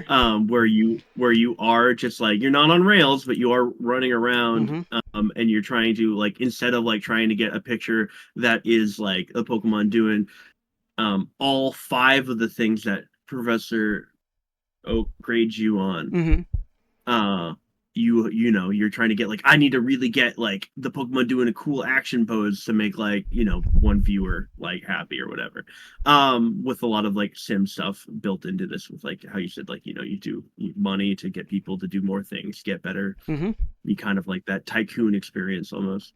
And um and also it it takes place in 1999 just for mhm, a like it says here. I don't know if people saw it, just for like context of like how this house and everyone will act and feel. mhm. The height of human civilization, one might say. 1999. Yep. Mm. Uh. It looks fun. I like. So this is published by Devolver. Mhm. Always down, and it feels like it's published by Devolver. It is, and the Um, people, the developer are the people who make like the rain games, the rain, mm, those like rains, and made another game that didn't do as well, but is Card also, Shark, was it Card Shark, Card Shark. Yep. Card Shark? Yes, also a very good game. Mhm. Yeah, Um, keep going. Sorry. and this is weird and wacky, and I like it. It it I is like as a concept. it and I'm not the reality TV person though. no, which is fine. I'm into the Love Island garbage. Um, but uh, yeah, from like the concept and the idea, I think is there. And like I said, the reviews are good. I think people just like want the concept pushed with more in Mhm. it.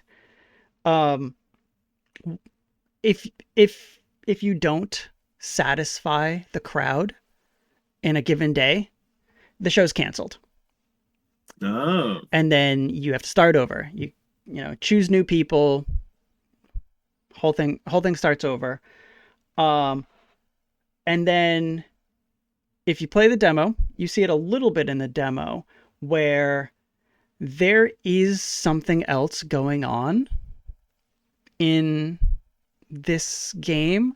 It says it here: uncover the sinister secrets behind this darkly comic third person. They call it a third person shooter because you're like yeah, you're shooting pictures. Yeah. you're shooting motion pictures, but yeah, there's some other weird things going on behind the scenes. Like you're hired as the producer to do this, and then you just like slowly uncover like these weird, dark, creepy things going on with like the company that hired you.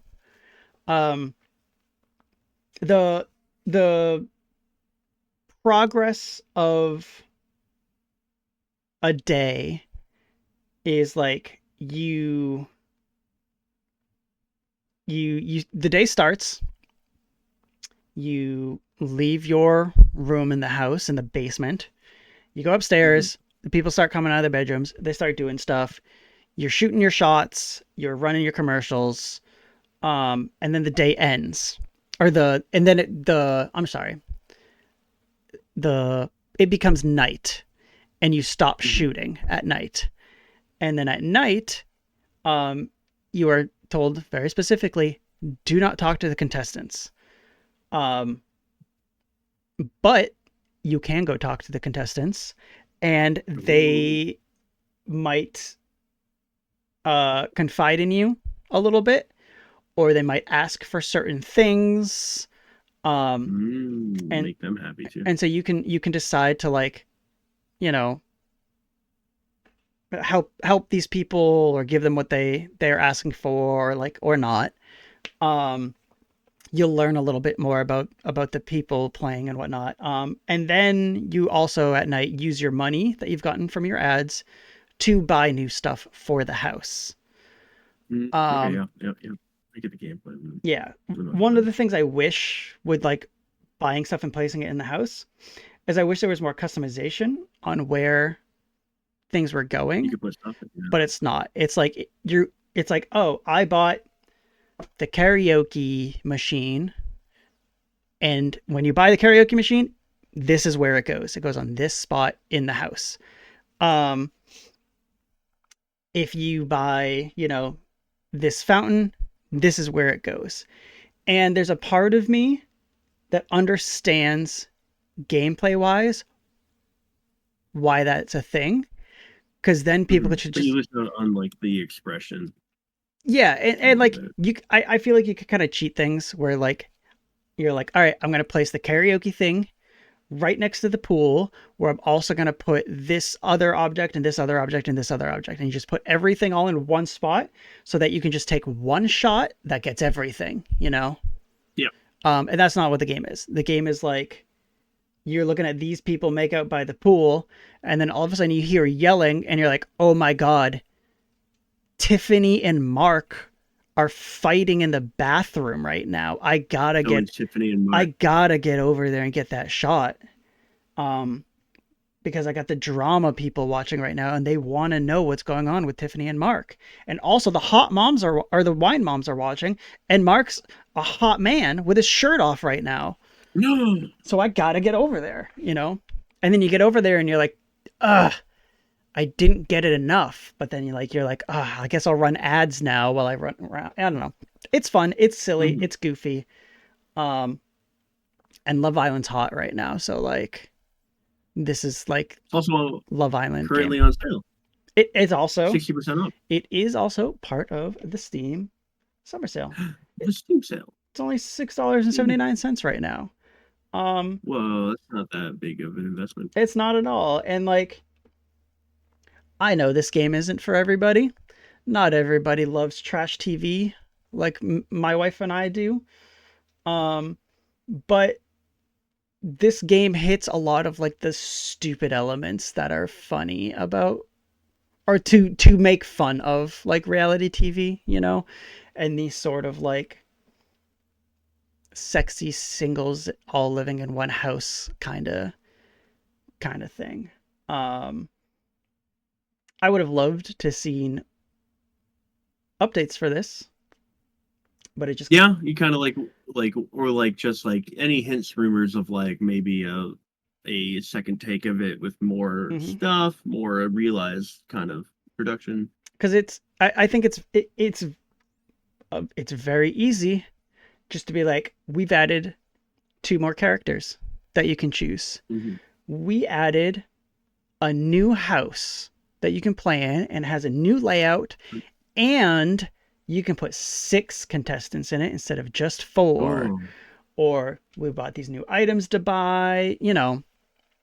and then you got to rebalance the whole game, Chris. Though, and that's a whole bunch of extra. Like, Sure, and you got to make sure it all works correctly. but No, still, I get what you're saying. there's, like, in my mind, easy paths for Mhm.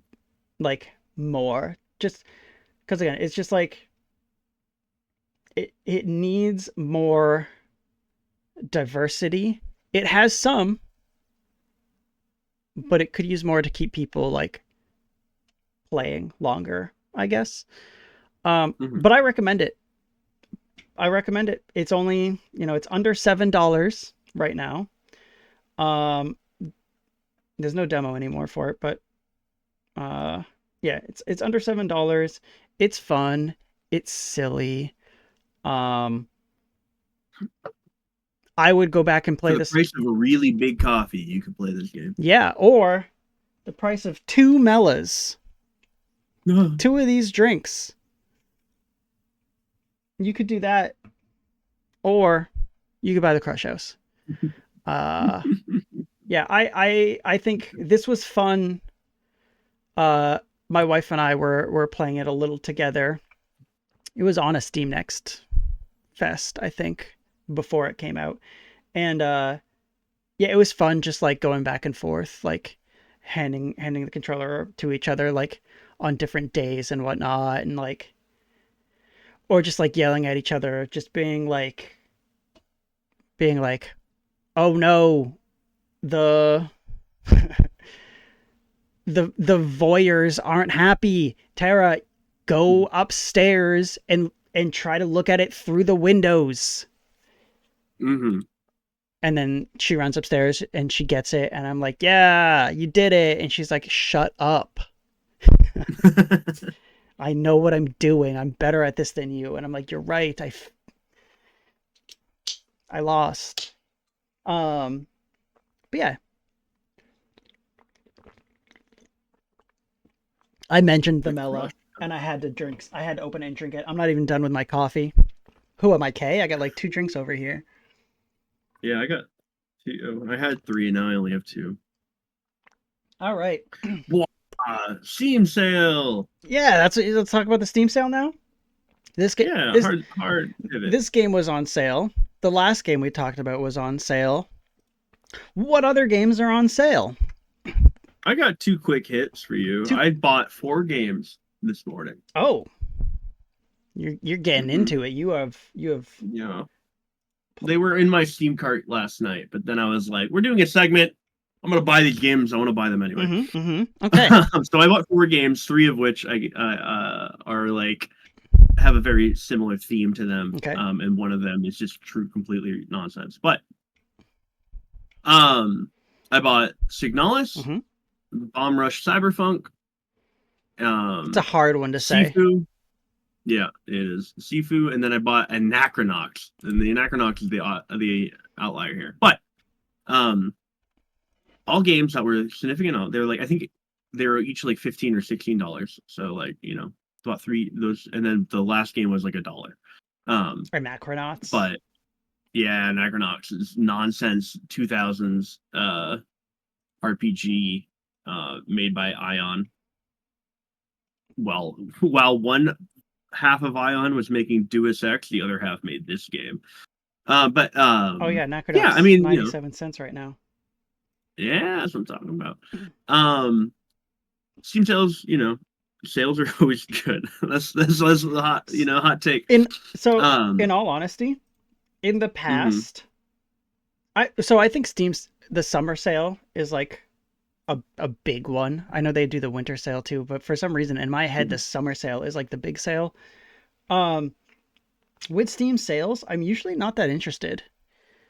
Yeah, I'm much more interested in this year for some I don't know what it is about this year, but there's like a lot more that I'm just mhm. like, "Ooh, if I had time, Yeah. I could get this one and that one and this." Um, yeah. I mean, like to be fair, like a lot of the stuff I bought, and I always look at these sales, and I'm always like, yeah, this or that or that. But I have like a billion games I want to play and a billion things. But there's a bunch of stuff on sale today that was kind of like games that I had in my theoretical backlog, like games I knew I wanted to play, Mhm. but games I just didn't buy on release. And then I saw them on sale, and I'm like, I'm gonna pull the trigger now. Might as well because I know I want to play Signalis. Um, because it's a really cool horror game and it got rave reviews, and it's just like very like aesthetically pleasing to me. And Bomb Rush Cyberpunk I want to support because it is like that spiritual successor to Jet Set Radio. Mm-hmm. Um, and Sifu was just like everyone said this game was sick, and I was like, it's just like the flow state game, and I'm like, I want to beat people up. There's also an episode of that Amazon TV show for this. I Yeah, saw that. it's a pretty good I saw that episode. episode. Um, yeah, and then these games. Let's see. So, Sifu 60% off. Hmm. Signalis 30% off. Bummer Cyberpunk 50% off. Uh, Anachronox 86% off. 86% off. To get it to a good 97-cent game. Um, It's like might as well just give it away. yeah. So for real, 3 of these games over Mhm. 50% off. Um, good deals. Yeah. Sifu, I like Slow Clap, the company who developed this. Real Mhm. hot right Rematch. now. Real hot right now with Rematch. Um, I would hope that anyone out there who is playing Rematch, who has not played Sifu, uh, should play Sifu. I Uh, agree. yeah, it's a it's a very very good game. Like you said, it's that flow state game. Um, they are apparently just good at making games that feel good. Um, we talked about Rematch a little bit with like its freedom of control, and like it's really popping off right now. It's very popular. In a way that's like more than I thought it would be, which is cool. Um, and like if Sifu didn't put that company on the map, I think Rematch might have, which Yeah, for sure. hopefully just helps them maybe make another Sifu, or just make people go back to play Sifu, like I said. Um, this feels like a game you would have already played. In my head, Yeah, this is like, yeah, oh yeah, it is. this is a K game. Yeah, it was something I really wanted to play, and I just like it just kept slipping like in like the like games come out and you're just like, ah, like I want to play that, but I still have to beat this, and then you're like working your way through things, and then more things come out, and like I have an imaginary like list in my head of like, all right, the next game I'll buy is like here, and then that one just kept dropping down the threshold of like I'll buy it and play it until literally this morning. I Yeah, was like, yeah, until the it's sale. it's like I was looking for my phone. $16 or I whatever. lost my phone. Oh, there it is. Just want to make sure it was around. Um, yeah, Sifu's cool. Um, let's see the other Bomb Rush Cyberpunk is of Cyberpunk. Cyberpunk. That's what I mean. It's a hard one to say for me, at least. I say Cyberpunk. Um, of the 4 games, I recognize Signalis, but I don't really know anything about it. Anachronox is not in my headspace at all. Never has been. So this is an interesting one. I feel like they're not here right now. Dinnermancer, for whatever reason, this feels like a Dinnermancer game to me. They're not in chat, but that feels like a game for them. But yeah, Bomb Rush Cyberpunk is the other one that I can like maybe hit on a little bit, where like it super hits those notes for Jet Set Radio, Mhm. like this, and the reviews are overwhelmingly positive for it. So like obviously they hit those notes real hard and made the game fun. And like Mhm. when you think of like a spiritual successor, like the comparison of Jet Set Radio to Bomb Rush Cyberpunk is like the like in my brain it's like the definition of what a spiritual successor is and looks like. Um so I'm excited that it's 50% off, only 19.99. Yeah, and like it's one of those things like we talk a lot about spiritual successors, I think. Um and because video games are so cool in that like there's so much to what makes a video game and that you can have like I guess like in the way that like so let me backtrack my argument to get to like the core of the argument. A spiritual successor to a movie is like nothing, right? It's just like, oh, you made um like a witty slasher and that's I guess a spiritual successor to Scream or something like that. Like Right. that's nothing really. But like with a game, there's obviously you get aesthetics, you get visual aesthetics, you get music aesthetics, you get um Mechanics. mechanics, how it feels to play, like the type of thing you're even doing in the game. Mm-hmm.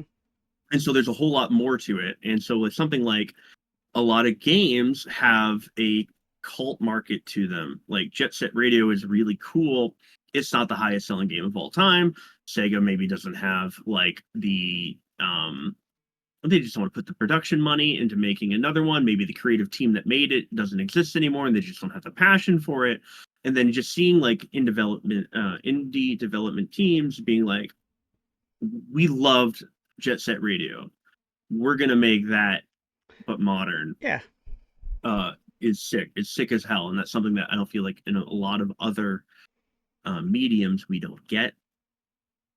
Um and I think that's part of what makes gaming very special. And I hope Bomber Cyberpunk hits. It looks like it hits. It has 12, almost 12,000 reviews. It yeah, And and it's overwhelmingly positive yeah. at 12,000 reviews. Also, the company who Mhm. made that game also made Lethal League, Mm. which is it's a cool game. Have you ever played Lethal League, or I have do not. you know Lethal League? No, I learned about it exactly when I was talking about this and clicked on what else they made. Yeah, those games are fun. They're just it's kind of like it's like if a fighting game was also two people hitting a baseball back and forth to each other. Mm. Okay. It's cool. It's fun. It's fun. Those are also on sale now, 50% off. I would suggest Lethal League Blaze, which is the newer of the two. $10 right now. That's a cool game also. Um, so yeah, they've that team's also done some stuff that's good, is what I'm trying to say. Uh, some of the games that I have found to bring to this to bring to the table here. How many do I have? One, two, three, four, five. I have six. I have five. I'm getting rid of one. I have five. Nope, I have four. I have four. Because one of them was the Crush House. I had the Crush House open on that tab. So, Yeah, yeah, yeah. um, for me, um, I have played of these games. I've played two of these games before. Um, one of them is a game that I've played is a sequel, and I've only played one. Okay. I played the original one. Um, and then one of them is just like a game that I've wanted to play for a long time. The Hmm. first one I've played a lot of, and my wife has played a whole lot of, and I think you've played a little bit. Tricky Towers. Yeah. Tricky Towers is like if I can bring up this screenshot here. It's got tetraminos. There Mhm. is no walls to your well. I mean, there kind of is, just so you don't go into other people's wells. But there's no walls to hold things up or to like lean against, because also your tetraminos have physics. They can fall and move around. Um, and there are multiple game modes, single player and multiplayer. Um, the three main modes which you can do across them all, it is race, Mhm. puzzle, and survival. The screenshot right here, this is a puzzle one, which is basically there's a laser beam going across the screen, and it's very low, and it's basically everyone gets the same puzzle pieces, in this like in the same order, and you are trying to figure out where to place them on your small little platform. Like you can see in this puzzle, it's just three tiny little one block platforms, and you're trying to fit the most tetraminos under that laser beam. You're trying to fit more than anyone else. If you touch the laser, it's over. You're like locked out from doing any more. If any of your tetraminos fall off the platform, everything moves closer to the laser, so you give yourself less room to work with. Um, the other modes, there is survival, which you have a platform Mhm. and you have a certain amount of tetraminos that you're able to place, and your goal is to either place all your tetraminos first or be the last one Understand. standing. To not be standing anymore, I guess, is just like if your tetraminos fall off, you lose a heart. You have 3 hearts. So if you make a mistake 3 times and stuff falls off, you're out. And then lastly is race. Let's see if there's a picture for race. Probably it's like the main game mode. Race is basically there's a finish line. Build your tower up as faster than the other people to the finish line, and it has to be stable at that finish line for 3 seconds.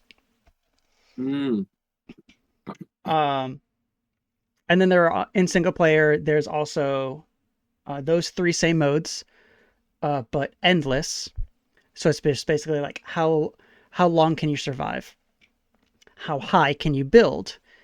And then for the puzzle one, it's like basically it's like fit this many pieces under the line. You did it, okay. The line moves up, fit this many more. The line moves up, fit this many more, and it's endless. And those game modes are really fun. And then there's also just challenges for each different game mode. There's like I don't know how many, 50 or something of these trials where they set it up where it's just like here's your puzzle, figure it out. Here's a survival thing. It, These are the obstacles you're going to come across it, whatever. Tricky Towers is just like a really good co-op, like or like couch party game, kind Absolutely. of. It's it's easy to understand.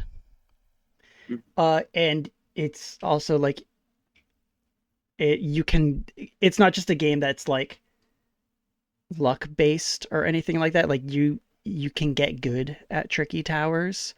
But everyone's played Tetris, so they have this knowledge already of the game. Like they understand. You can give somebody tricky towers, and they'll be like, oh, okay, I get this, and then they'll start playing, and it's just like, oh, okay, this is Mm. what happens here. Um, so yeah, it's easy just to like have a party and have people sit down and just like play it. I love this game. My wife absolutely loves this game too. Um, and of yeah, of the two of us on the show here, I would beat you at this game. Yep, you certainly might. Mm-hmm. Mm-hmm. Mm-hmm. No, I'm not really good at Tetris or anything, but you know, I'm really good at tricky towers. Uh, you probably would beat me at Tricky Towers. I don't know. I don't play it very often, so I don't have it like in my DNA yeah. Uh, like I do Tetris. so in this household, Mm-hmm. we own Tricky Towers on the Xbox.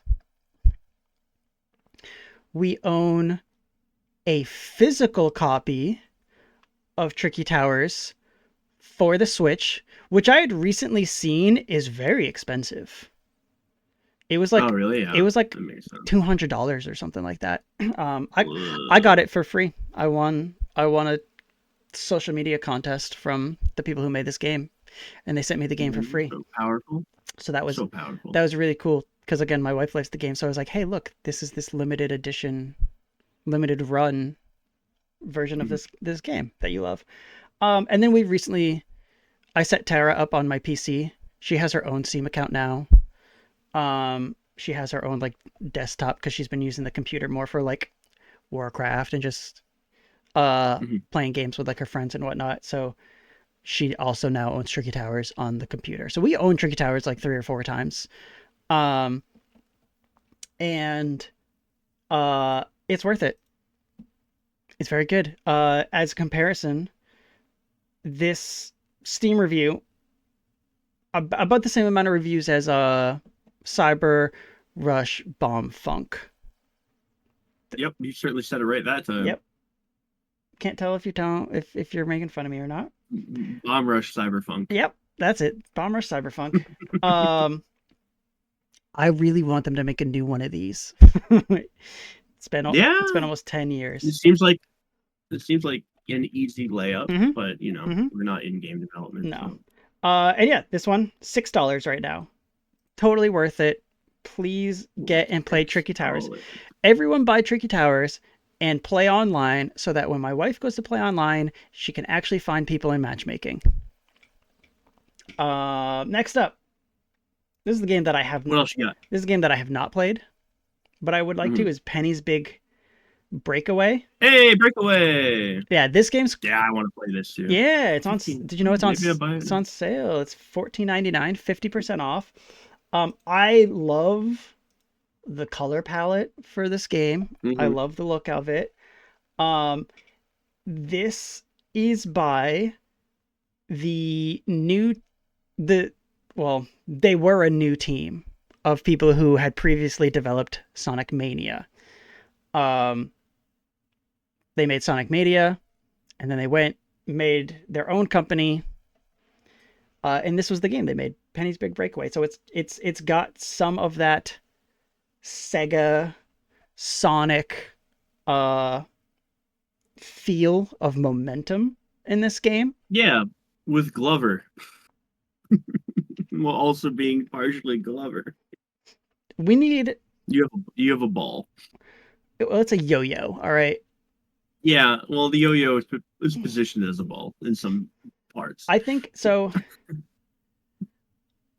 There should we get we're gonna create a drinking game or something on the Hmm. show for every time we call something a like and for Hmm. every time we mention Glover, because I feel like there's been like 3 episodes where you have mentioned Glover. One I'm just saying Glover's always on my mind for a game I played so little of. one of them might have been our like practice show before Yeah. so it's not online, but yeah. No, but Penny's Big Breakaway is sick. It's got a lot of really fun movement. I Yeah, played a demo of it forever ago. like It's fun. It's fun. 3D platformers rule. mhm. Looking at this image here, it's just like it in my brain, if they made a Sonic game with Hmm. like, or I guess I could say, if somebody made a mod of this game and put Sonic in it, I think he would look like he's like, he wouldn't look out of place. Like the Hmm. something about the way these like lamppost plant things look just reminds me of Sonic. And then this color palette. How would you describe this color palette? This is it like I feel like it's like it's almost like a Hmm. Saturn. I don't this Yeah. there's something about this game that reminds me of Got like your DNA. yeah, like Sega Saturn time frame. Um but yeah, Has a lot of cool colors. cool Like, colors, very interesting palette, very cool momentum. Um the team behind it made one of the best uh 2D Sonic games. uh it's only $15 right now. You can play the demo if you want to try it. Uh but this is one that like I don't know. Since it was announced, I was like interested in it. I would love to get around to it someday. Um for $15, you can get around to it today. it's well, I don't know about today cuz of work. Uh and I don't want to get into my work struggles right now, but that's why I'm so tired. That's why I'm so tired. And that's Yeah. Usually today What is else my you got on your my easy list? day, but it's not And it's anymore. not. Not today, it won't be. Next up, Rogue Legacy 2. Ah, this game's all right. 50% off. Only 12.49. I played the first game, and I don't know if it was just me or if this is like a common thing with people, but like this, the first Rogue Legacy was the game that like kind of introduced me to roguelikes. Hmm. Um, and it was really, really good. And like just my playtime with that, I loved that game. Played that game a lot. Um, there's a time in my brain that is taken up by Rogue Legacy and then Spelunky. Hmm. Um, and Rogue Legacy is like what led into Spelunky, the roguelikes or whatever. But I think this game looks like the first game, but like graphically, I'm speaking, looks like the first game, but nicer. I don't remember anything in the first game that looked as nice as this dragon. Yeah, this lighting and stuff like that, and a Um, lot of the art is definitely better. yeah, so like I think this is a game that I want to play because I loved the first one so much, and I would like to see what they did with a new one of these games. I can't believe it's been 3 years. I'm assuming that was Yeah. the start of early access, but So I don't. played this game in early access Mhm. and on a different store front, so you don't get to see my little symbol as having this. It like you, Rogue Legacy one I had a lot of time with. I played a lot of it. It was not my introduction to roguelikes, but it was one of the ones I played with or I played a lot of. And then kind of like as more and more came out, I just felt like more. I mean, other games were doing like more, not interesting, but like doing things with the genre that I appreciated more. I still bought this on an early access because I was like, I love the first one. Well, let's try the second one. And yeah, it feels like Rogue Legacy, but with more stuff, and it feels better a little bit, and it has like more mechanics and more, you know, things, and it looks nicer. But it was for whatever reason I played like 10 hours, 10-15 hours of this game, and I was like, all right, cool, I'm done. I just haven't gone back to it. Yeah. Um, but it's not bad by any means. Yeah, I'm it's a lot of what I had heard when around Mhm. early access at least of this game years ago was like almost exactly like the same feelings that you Mhm. described. It's it's cool.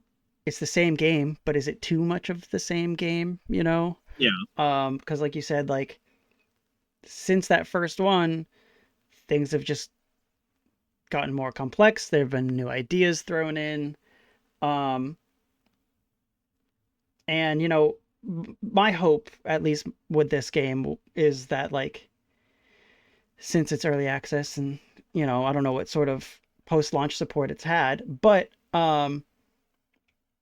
I I'm interested to see like what they added. Uh I Mhm. think the core game itself is like good enough from the first one where like I know how to play, I know what I'm getting into, and I think I can enjoy it. It's like uh kind of simple, which is something that I enjoy. Uh and it's only $12. So Yeah.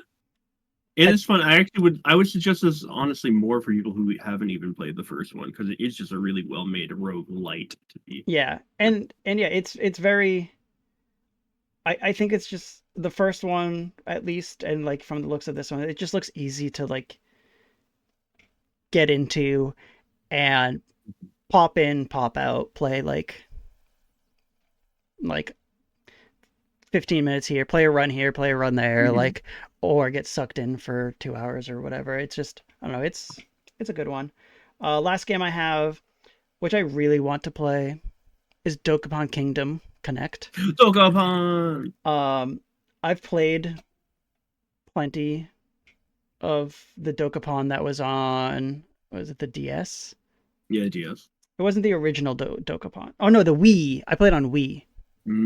I think Okay. I think that's what I played, and I think this is what this is a remake of, but now it's like online. 70% off instead of being $50. It's $14.99. Um, I don't. I've been hankering to play Dokapon with people for like years now. I would love to play this game again. This is one of those games that like you require playing with friends, and it's like, can you get the right friends It together on the right time? And we're all old now. can it like what you're saying is 100% correct, and I've thought about it, and it reminds me of like trying to get people, and like I was very bad at this, and I stopped trying immediately. Um, so like my personal experience with what I'm about to talk about isn't the best, but it's also what other people say. It's like getting together to play D&D with your friends, Hmm. where it's like you have to find the right group of people to be able to Hmm. do this. You got to find the right day to do it on, the right time. Everyone's doing stuff. Are you gonna miss a week because of this or that? Whatever. You gotta Yeah. push things around. And yeah, this is like very much a game like that where like you have to find time for it, because although people compare it to like a Mario Party, saying it's like a Mario Party RPG, um it's more RPG where it's like a 30-hour game or something like that. Like a full game of Dokapon takes forever. It's not like Mario Party where it's like 30 turns. It like, have you finished a Dokapon game before? No, no, Yeah, I've never, exactly. It's the never in my life. the have you played it? That's I should have led with that. Yes, yeah, Yeah, yeah. okay. I played the DS one though, so not this one, but Um or the original version of this one. so yeah, yeah, it's it's a full ass RPG but played out in a Mario Party style, which is like very weird. The game itself is very weird. Um, you play as different classes. You can choose a class at the start of the game to play as. Um, you fight each other. You fight monsters. You fight bosses. You progress the story. You save the princess. Um, I guess there's no mini games like Mario Party, right? It's strictly just fights. Um, The fights are the type of mini game. I guess. Because yeah, there's like a card system, right? Or Hmm. isn't there something going on with it? Um, you're getting gear, you're getting money, you're improving your stats. Like this is, week 2 on Sunday. There's shops to buy stuff. I want to play this game. If there's any game that I get from the Steam summer sale, it's this one because I want to play with people. There's two games that I really, really want to get. One is this, which is on the Steam Summer Sale. The other one uh, is not on Steam Summer Sale. I've talked about it. Peak. Um, Peak. I've there's been like some people that I've tried to play Peak with, and it just hasn't worked out. And it's like I want to play Peak with friends. I want to play with my wife, her sister, whoever wants to play Peak. But like, there's people that I want to play with Peak for the first time and experience it for the first time. And if it can't happen, I might just buy Peak and play by myself, you know, and then find people to play with because I just really want to play Peak. Dokapon, I really want to play, and I want to really find people to play with, but I'm not playing Dokapon by myself. No, This and is I don't know why one would. no, I'll play Peak by myself. I don't think you should, but you can, and I'm at the point where $7.99 for that game. I'll do it. Um, Dokapon $14.99 is much better than $50.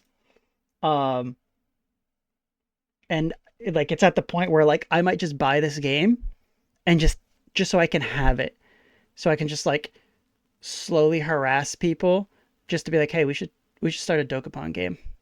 hey, you want to play Dokapon on every what do you do on Saturday nights with your life? You want to play on Saturday night? I'm open. Like, let's play every Hmm. Saturday night, something like that. I want to get this together. So if there's any game if I only buy one game from the Steam summer sale, Yeah. it's this one. I added it to my cart. I really have no faith that we'll ever be able to get together consistently, but If I so, added it to my cart. I guess I'll say the difference between Dokapon and my example with Peak, other than like I'll play Peak by myself, is like I haven't played Peak, and there's people Hmm. that I want to have my first experience with. Yeah. Dokapon I've played before, and I'll play with anyone. So like I will play with you. I will play with who's in chat. Thank you, Domo, Adventure Mike, uh, Big mind. Shinji, Cirque Coda, Dinnermancer. He's not here, but he was in. I scrolled up through this old chat, and he was in here. Um, I'll play with people. It is just like you said. It's hard just to be like. It's a commitment. For sure. All right, Chris, you start transition to the last topic. I'm gonna be right back. Okay. Okay, so I believe in you. I have faith. Run. um, so next is Star Fox. um, we're gonna talk about our ideas first. What Nintendo could do with Star Fox, because Nintendo obviously doesn't know what they're doing with Star Fox because they haven't done anything for a long time, and like the last few times they've done stuff with Star Fox hasn't really landed with some people.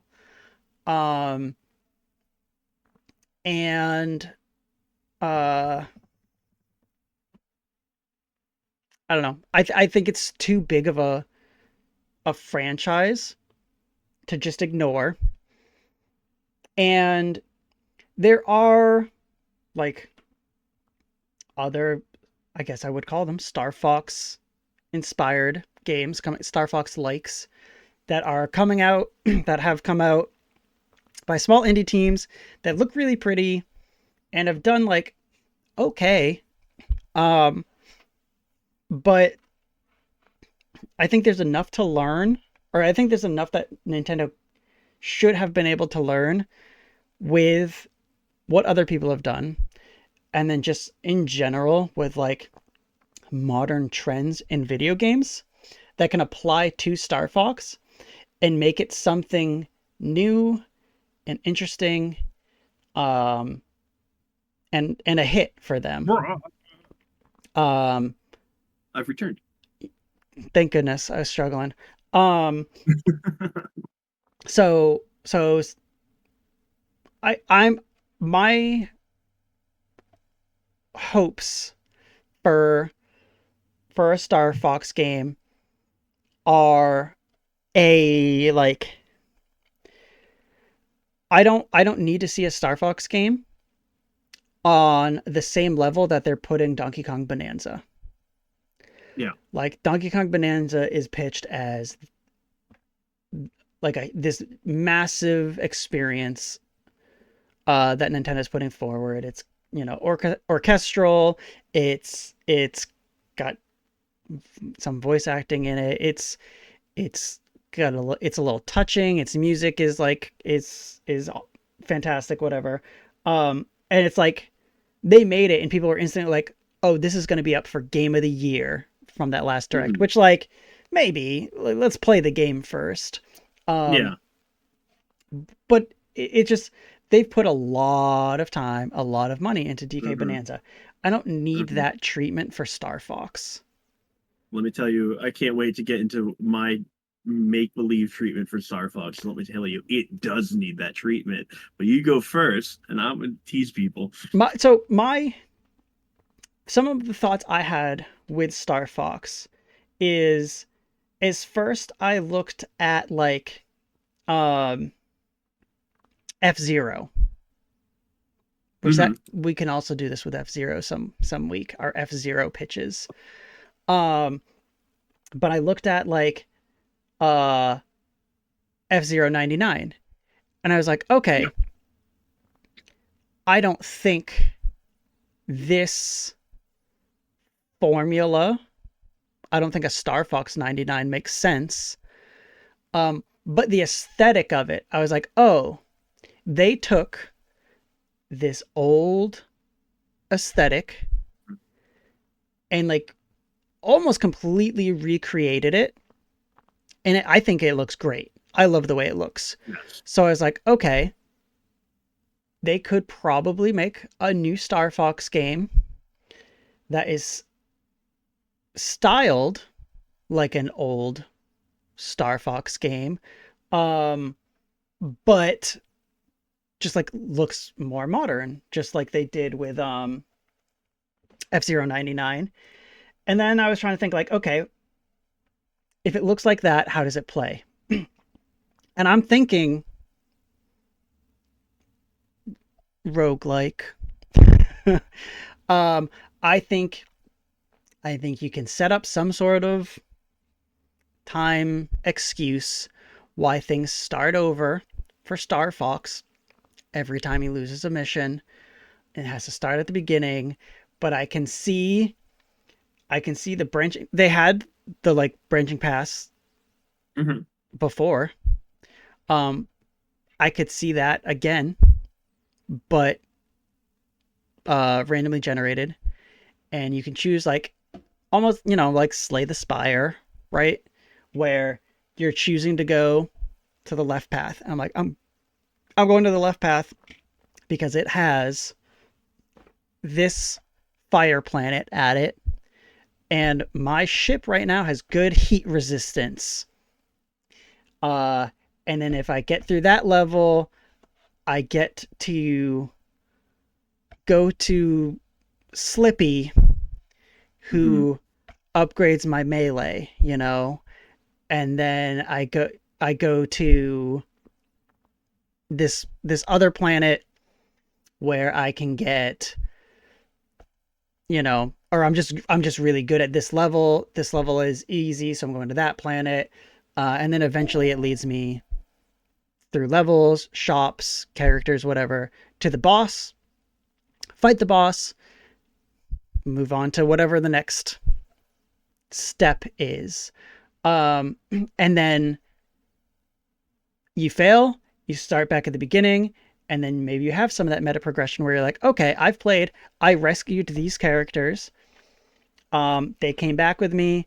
I've got these small bonuses I can equip to my crew that give me higher fire rate, um, better shields, whatever, you know. And I think that's okay. Like another, I guess the level of production that I'm thinking for this game is similar to like Metroid Dread. Okay. Yeah. All right. Let's go Metroid 2 off. game. Go off with your Star Fox Cinematic Universe video game you're about to pitch. All right, so I'm gonna be a little nerdy about this. Star Fox, exists because Argonaut went up to Nintendo in the early 90s and was like, hey, we can make a game simulate like forward movement in this way that games didn't have yet. This on the rails kind of like glider where you can move around. And so first I'm gonna say is that like Donkey Kong, or not, or similarly to Donkey Kong, but more I guess like Waluigi, Star Fox is not technically a Nintendo, like, yes, they co-made it together with Argonaut, but um they didn't create a lot of what Star Fox is known for, which was a lot of like that kind of behind the ship R wing, um, going through like the vectors, and then 64 comes on, and you get more types of movement, which is very important for my pitch. 64 uses a lot of like kind of there's like the tank missions, obviously the water submarine mission, which is awful. And like the on foot in the multiplayer, I think, or is that assault? Doesn't matter. That's not relevant. And the but the big thing is like the mission, which I think is maybe the coolest mission in 64, is the mission with my guy Bill with the spaceship, and there's just ships flying everywhere, and you have to destroy like the big ship in time, and there's a couple ways this can go depending on like how long it took you to do the last mission, whatever. Anyway, using that concept and just it in general, hear me out. I guess I'm gonna go another quick segue. I disagree. I think Nintendo is right in this last 10 years is like, if we make a new game with one of our flagship characters, we really need to knock it out of the park and to have it have the same staying power as like older ones. I think Dread is an excellent modernization of the original Metroid formula. Prime 4 is being like the most like high quality, even has mouse controls FPS Nintendo's ever did. And the last thing that we've talked about in this show before is that Nintendo loves making accessible versions of other genres. Yes. And I am here to tell you, what if Star Fox but Armored Core?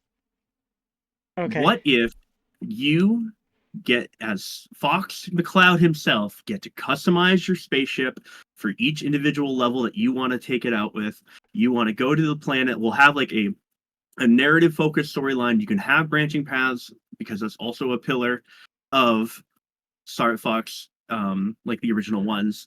But you really deep dive into like, all right, let's have the almost not say kindergarten version, but let's have the more accessible version of like changing out your parts and customizing your R-wing, so that you can go through this like, I don't think the story's gonna be anything more than beat Andros for the 5,000th time.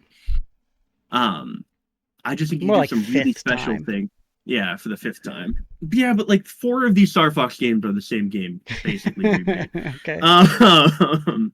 And yeah, I think you just really, and you have it like you can have guest character missions where maybe you play as a different type of like a different member of the crew in a different type of ship, or you even just go like, all right, they go, you've built your R-wing for space combat, now build your tank for this land levels, and like really get into the fun, like maybe even like, you've earned this much money from being this good at this last mission, now you can buy these parts. I think Nintendo could do a really fun kind of version of that. I think we're both on the same track in some aspects of our thoughts, where we're both talking about customizing the capabilities and statistics of our piloted vehicles, right? Mhm. Um, so that just feels, you know, that's something that they get to do. Um, in my version of the game, which I completely, this is one of the puzzle pieces that fell off the table while I was sleeping. Uh-huh. I Uh-huh. was thinking of levels being like, oh yeah, and this is the tank level. I'm going to choose this Mhm. one because like I've got this really sick ability for my tank that I unlocked Mhm. because I beat this other level and whatever. So I'm going to go to the tank level and like whatnot. So yeah, I think there are things, if we let's merge our games together now. Like, how do we make a Star Fox Armored Core roguelike? Okay, all right. Um, what Um, where you are customizing your R wing and going around and doing the mhm. Armored Core stuff, but with that branching paths of like choosing levels to go to and whatnot. I will say, I think something that might, I mean, it's Nintendo. They have a lot of money. They can do a lot of research into stuff like this. So they could prove me wrong here. I do feel like in a lot of, you know, modern history for roguelikes, at least, um, they're not typically that cinematic AAA experience. Yeah. Which is kind of like what you've said. Like if Nintendo, as of recently, with their like titles, if they've been Mhm. like, we're going to make a new game for Mario, for Donkey Kong, for whatever, Mhm. we're pushing it to the forefront as like the biggest thing that's Like ever Kirby. Kirby. Kirby Forgotten is a Yeah, great example of like them taking it like, hey, well, let's go 3D. Finally, like yeah, let's do it. Let's yeah, and big. It's bigger and it's more production going into that game. Costs more. yeah. Um, but yeah, like I guess yeah, my point was basically like I love the idea of the roguelike because I just like roguelikes. Mhm. And that was just where my dead brain tracked last night, so that's all I've got. Um, I feel like typically that doesn't lend itself to like, ew, go away. The big AAA story based like experience that like Mhm. maybe is what they would actually do if they had a Star Fox. I just like there's so many like little moments. Like I imagine like in between missions, you're back on the ship and Peppy's like doing mechanic stuff, and he's like, "Ah, Fox, we got in these new parts that we can afford. Like, which Mm-hmm. do you want to try out?" And like, and then you can like I don't know. I want Falco to be involved because he's my favorite. So he's doing something. He He's helps you there. out on missions. He's doing cool things. He's yapping at you. Um, I think you could do some really interesting stuff with like the crew dynamics if you wanted to have this narrative story based Star Fox game that's not adventure, which is a game that is fine. It's not Star Fox. Oh, that another piece I had for Falco, Mhm, and my thing is like, um, I talked about like in my roguelike, you're going around mhm. choosing missions and you're like able to like get new crew members. So like, Yeah. you know, maybe you get Falco Mhm, in your crew in this run, and Falco every like X amount of levels charges a a use for like a cheat death where mhm, like mhm, mhm, mhm. instead of dying, Falco swoops in, he saves you. Um, and then And he says something like vaguely mean to you. He's yeah, like, "You couldn't dodge that one." yeah, exactly. He's kind of a dick, and then he flies away, and then like, you know, 4 levels later, it's recharged, and you can access your cheat death again. Um, but uh, where was I going? But yeah, I like you said, like oh, you have this character that's back, and you're like oh look at these new parts we got and whatever. My idea with that is just like same exact thing, but you had to rescue them for the run. Um, I don't know. I think we're doing a great job so far, honestly, in our short Mhm, time that we've done with this Star Fox. Um, I have to ask, mhm. are there elements of Star Fox Adventures that You lend put Kit in this itself? game, you or Kit, what's her Crystal? name? You put her Crystal in this game 100%. So a whole portion of the fan base is happy. Mm-hmm. Um, A Gooner portion for sure, but uh, um, sure. but I mean, like, if you're having anything of adventures in the game that you are having, like, in my very cinematic Armored Core pitch, is that like, yeah, I think there are definitely like story beats where I can imagine um the mech breaking or you're not your spaceship you crash landing and whatever and you having to like find parts for it, maybe unlock new parts on like a deserted like a planet that you've crash landed on, and you can have maybe now I'm mixing gameplay types but I'm making a game that is really cool to me.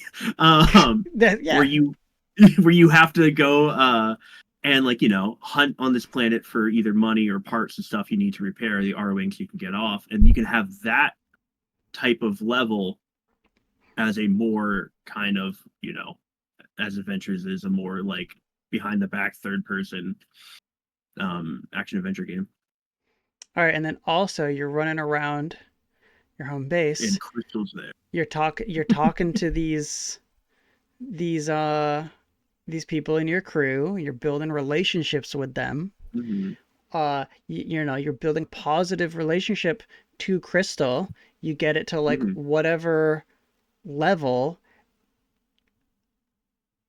What are you shaking your head for? Uh-huh. Mm-hmm. Mm-hmm. I was gonna say like, and then you unlock some sort of like like dinosaur or something, from her Oh game. yeah, yeah. You get a dinosaur that you ride on for one of the land missions instead of a tank. You're She 100%. she You're gives so you right. she gives you an egg Mm, that uh she now trusts you with because you guys have bonded so closely, and then you take that egg, and then after a little while it hatches, and it becomes a, like, what? you're an insane person. Keep What? going. Keep going. You know, I'm thrown off now. I'm distracted. But anyways, yeah, Anyway, so this egg that you guys conceive. whoa, what? I'm just fucking with you. Um, Continue. so yeah, no, I'm picturing like the Normandy. Is that what it's called? Like running around in Mass Effect around the Normandy. Yeah, yeah. But you're Except Star Fox and you're cool. well, yeah, obviously you're cool. You're Star Fox. That's like a synonym. Yeah, It's hand in hand. Fox McCloud. Yeah. Um, and then every once in a while, Wolf comes in, and then you beat him, and he runs away, and then he comes back Mm. again, and you beat him, and it's just a joke. Yeah, and Um, he like throughout the narrative he becomes like a really toxic alcoholic because he can't beat he you. can't beat Star Fox, so he's just like, yeah, he's like he slowly he can't sleep at night after his recent loss to the Fox. Mm. He's drinking a lot. He's pushed away all of those other people. The Gecko, who I can't remember He his name. The Nobody's pig, who friends I with him can't remember. anymore. He's getting Yeah, evicted. Yeah, yeah. yeah. And the ending of the story is that Wolf teams up with you to take revenge on Andros because of how Andros has been treating him. That led to the alcoholic. You know, And then pitch. you help uh Wolf get into rehab. Perfect. Yeah. Perfect. I think Nintendo's on board with everything we've just said about Yeah. Wolf's story arc in this game. From going from your rival to an alcoholic who has lost it all to helping you and then getting himself into Mhm. rehab and maybe therapy. He probably, Yeah. just get If you I'm just saying that like this is really Wolf's story actually. So maybe this should be Star Wolf. No. what does a Star Wolf look like? What does a Star Wolf look like? All right. Because there have been, actually, I don't know if that's true. I was gonna say there have been games where like the the bad guy from a previous game is like the playable character. I know that's happened. I can't think of anything off the top of my mind because my brain is broken right now. Mm, Um, Wario Land. sure. There we go. I'm so happy that we were able to do this show today on how tired we were. I'm dead. Mm-hmm. Yeah. Um, I'm just glad that although my workday is going to be longer than it normally is on a Tuesday, it's still easy. It's just hot. Mm-hmm. It's also hot, so that's a thing. Um, but yeah, I don't know. Anything else for Star Fox we can pitch, or are we ending it on Um, our drunk wolf rehabilitation arc? I mean, obviously dating sim, you know. Okay. I think every game that we ever talk about on this show, we could make a dating sim out of it if we really tried hard enough. And it would sell millions. Nintendo wouldn't approve of it. Oh, But are you kidding me? The Star Fox dating sim goes crazy in the furry community. 100%. Oh And yeah, like, goes but crazy in I your think, it goes crazy in your household. yeah.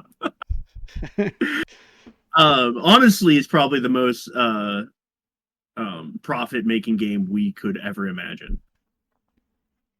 You can kiss Falco? Yeah. And it's like it's a toxic relationship, but it's hot. Now I'm picturing like like like a montage of Goes crazy in your house, so that's crazy.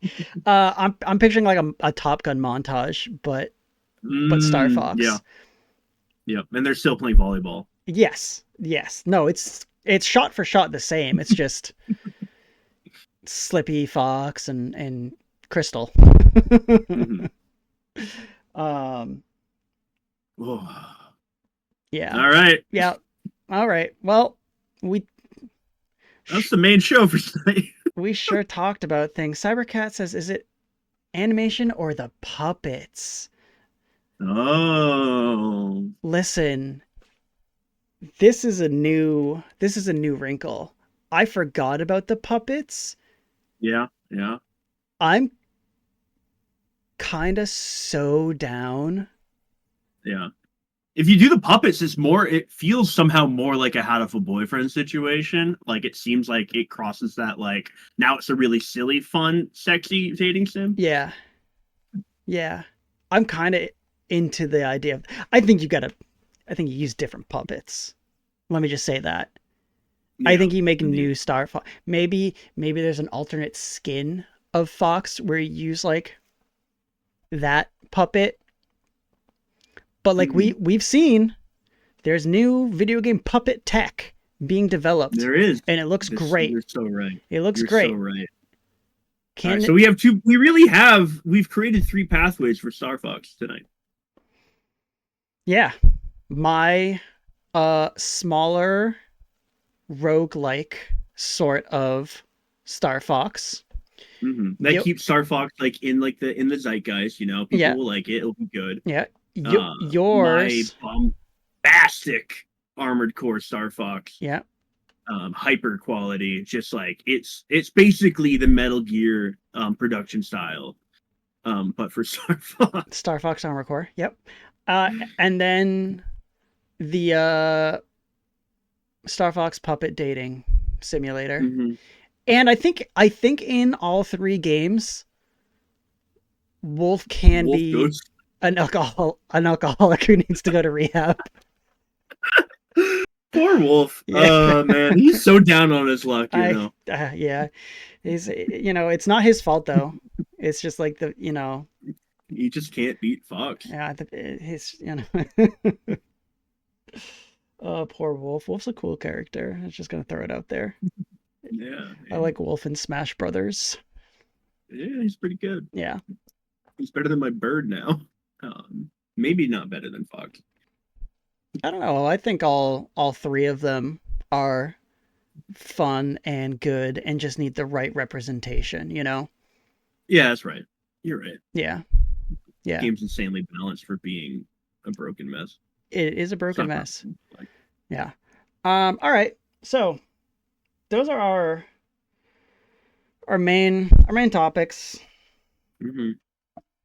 coming down now off of whatever that topic was that we just did. That We what nailed it. we can do it again in the future. We can give our We could do F-Zero.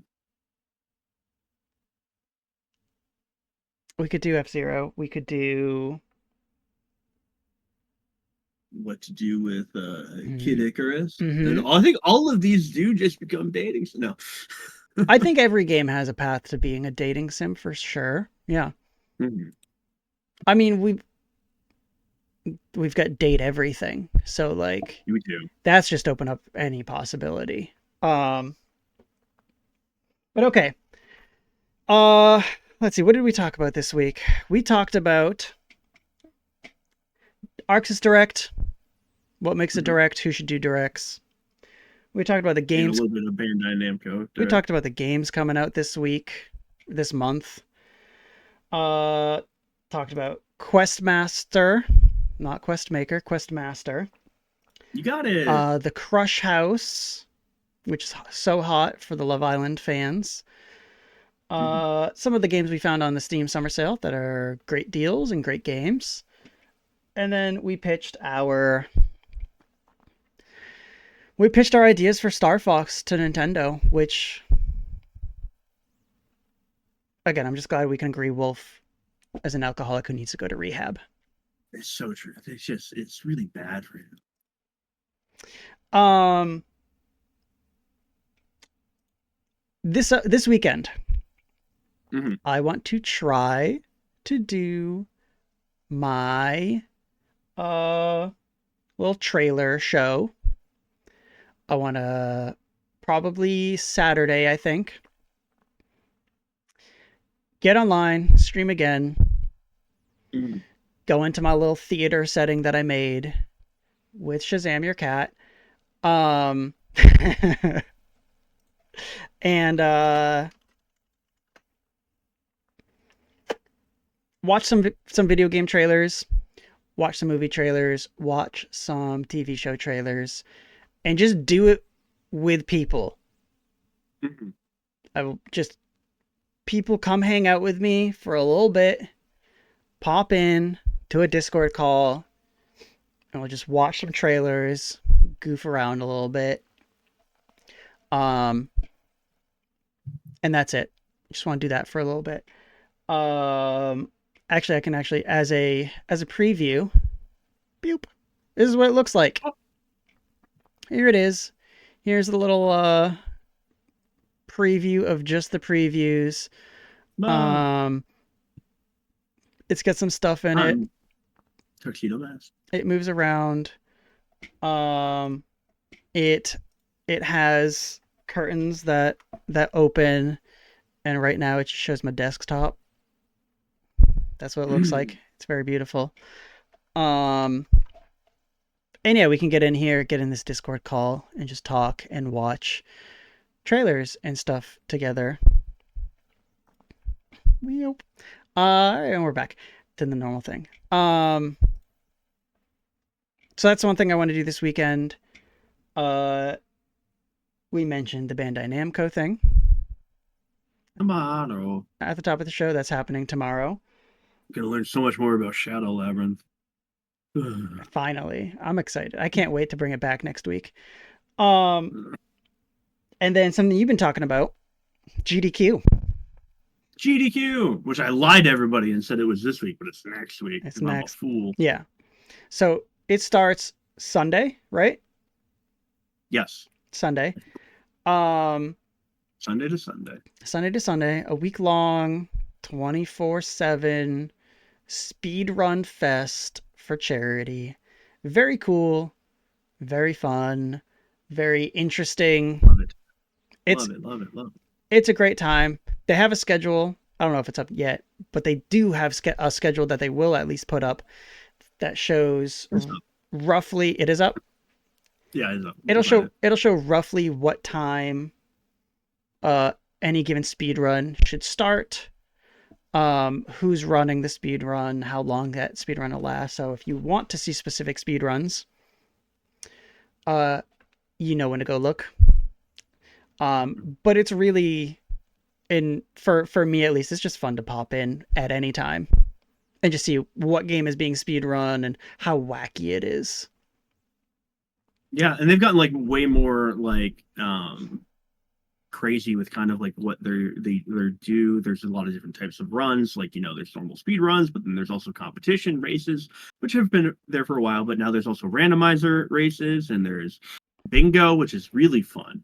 Watching bingo speed runs competitively is a fun time. It's fun. It is cool. It's fun watching people like bounce around and like prioritizing different things and Mhm. yeah.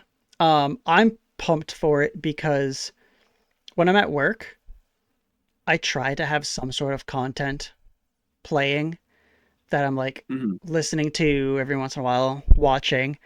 Um, and if I don't have like any friends streaming, or if I've run out of podcasts or something, um, I don't know what to do. But next week, I can just go to GDQ and there'll be something on. Yeah. Yeah. And I'm sure you'll be watching it, so I can pop in a chat with you. Yeah. I can be like, hold on, let me load this milk real quick, but Buh. let me talk let me hear them talk about how to speedrun the Pretty Derby game. I don't think that's in the speedrun, but goofy stuff I don't like think that. so either.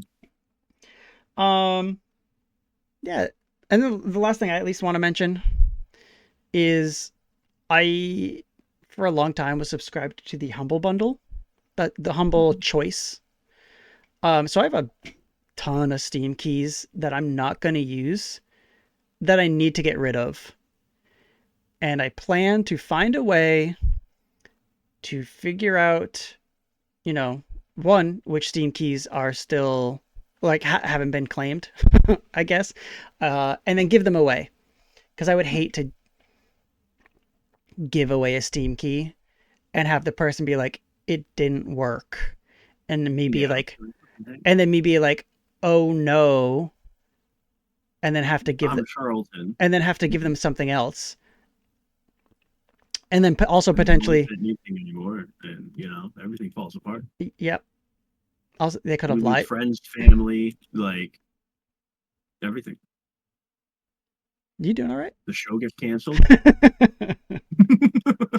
uh, can uh you imagine this show being canceled? no, no, the show is forever. Um, Domo's gonna get you those. want Domo's gonna get those clips, and Nintendo's gonna cancel us. They're gonna be like, that's so you true. cannot talk about this stuff. You were the first person to ever think about a Star Fox dating sim. And we can't have that idea out there. Yeah. So yeah. The network just called. They said you're canceled. Dang it. Let's get out of here and then do the post-show game duel. Yeah, for anyone who watches on YouTube, if you watch this, we do this live. Um, After the show ends, we play Game Duel together. Uh, so come, I don't know, watch the live stream. Come check it out. Anyways, we'll see you again next week, every Tuesday. Uh, Tuesday, in it. my name's CParks, And I'm Golden Rose K. and have a good weekend. Goodbye. Yield my time. I gotta remember which button to hit. It wasn't Come that one. on. It didn't work. I opened up the game duel page, by the way, and I'm pretty confident I got the game cover in one.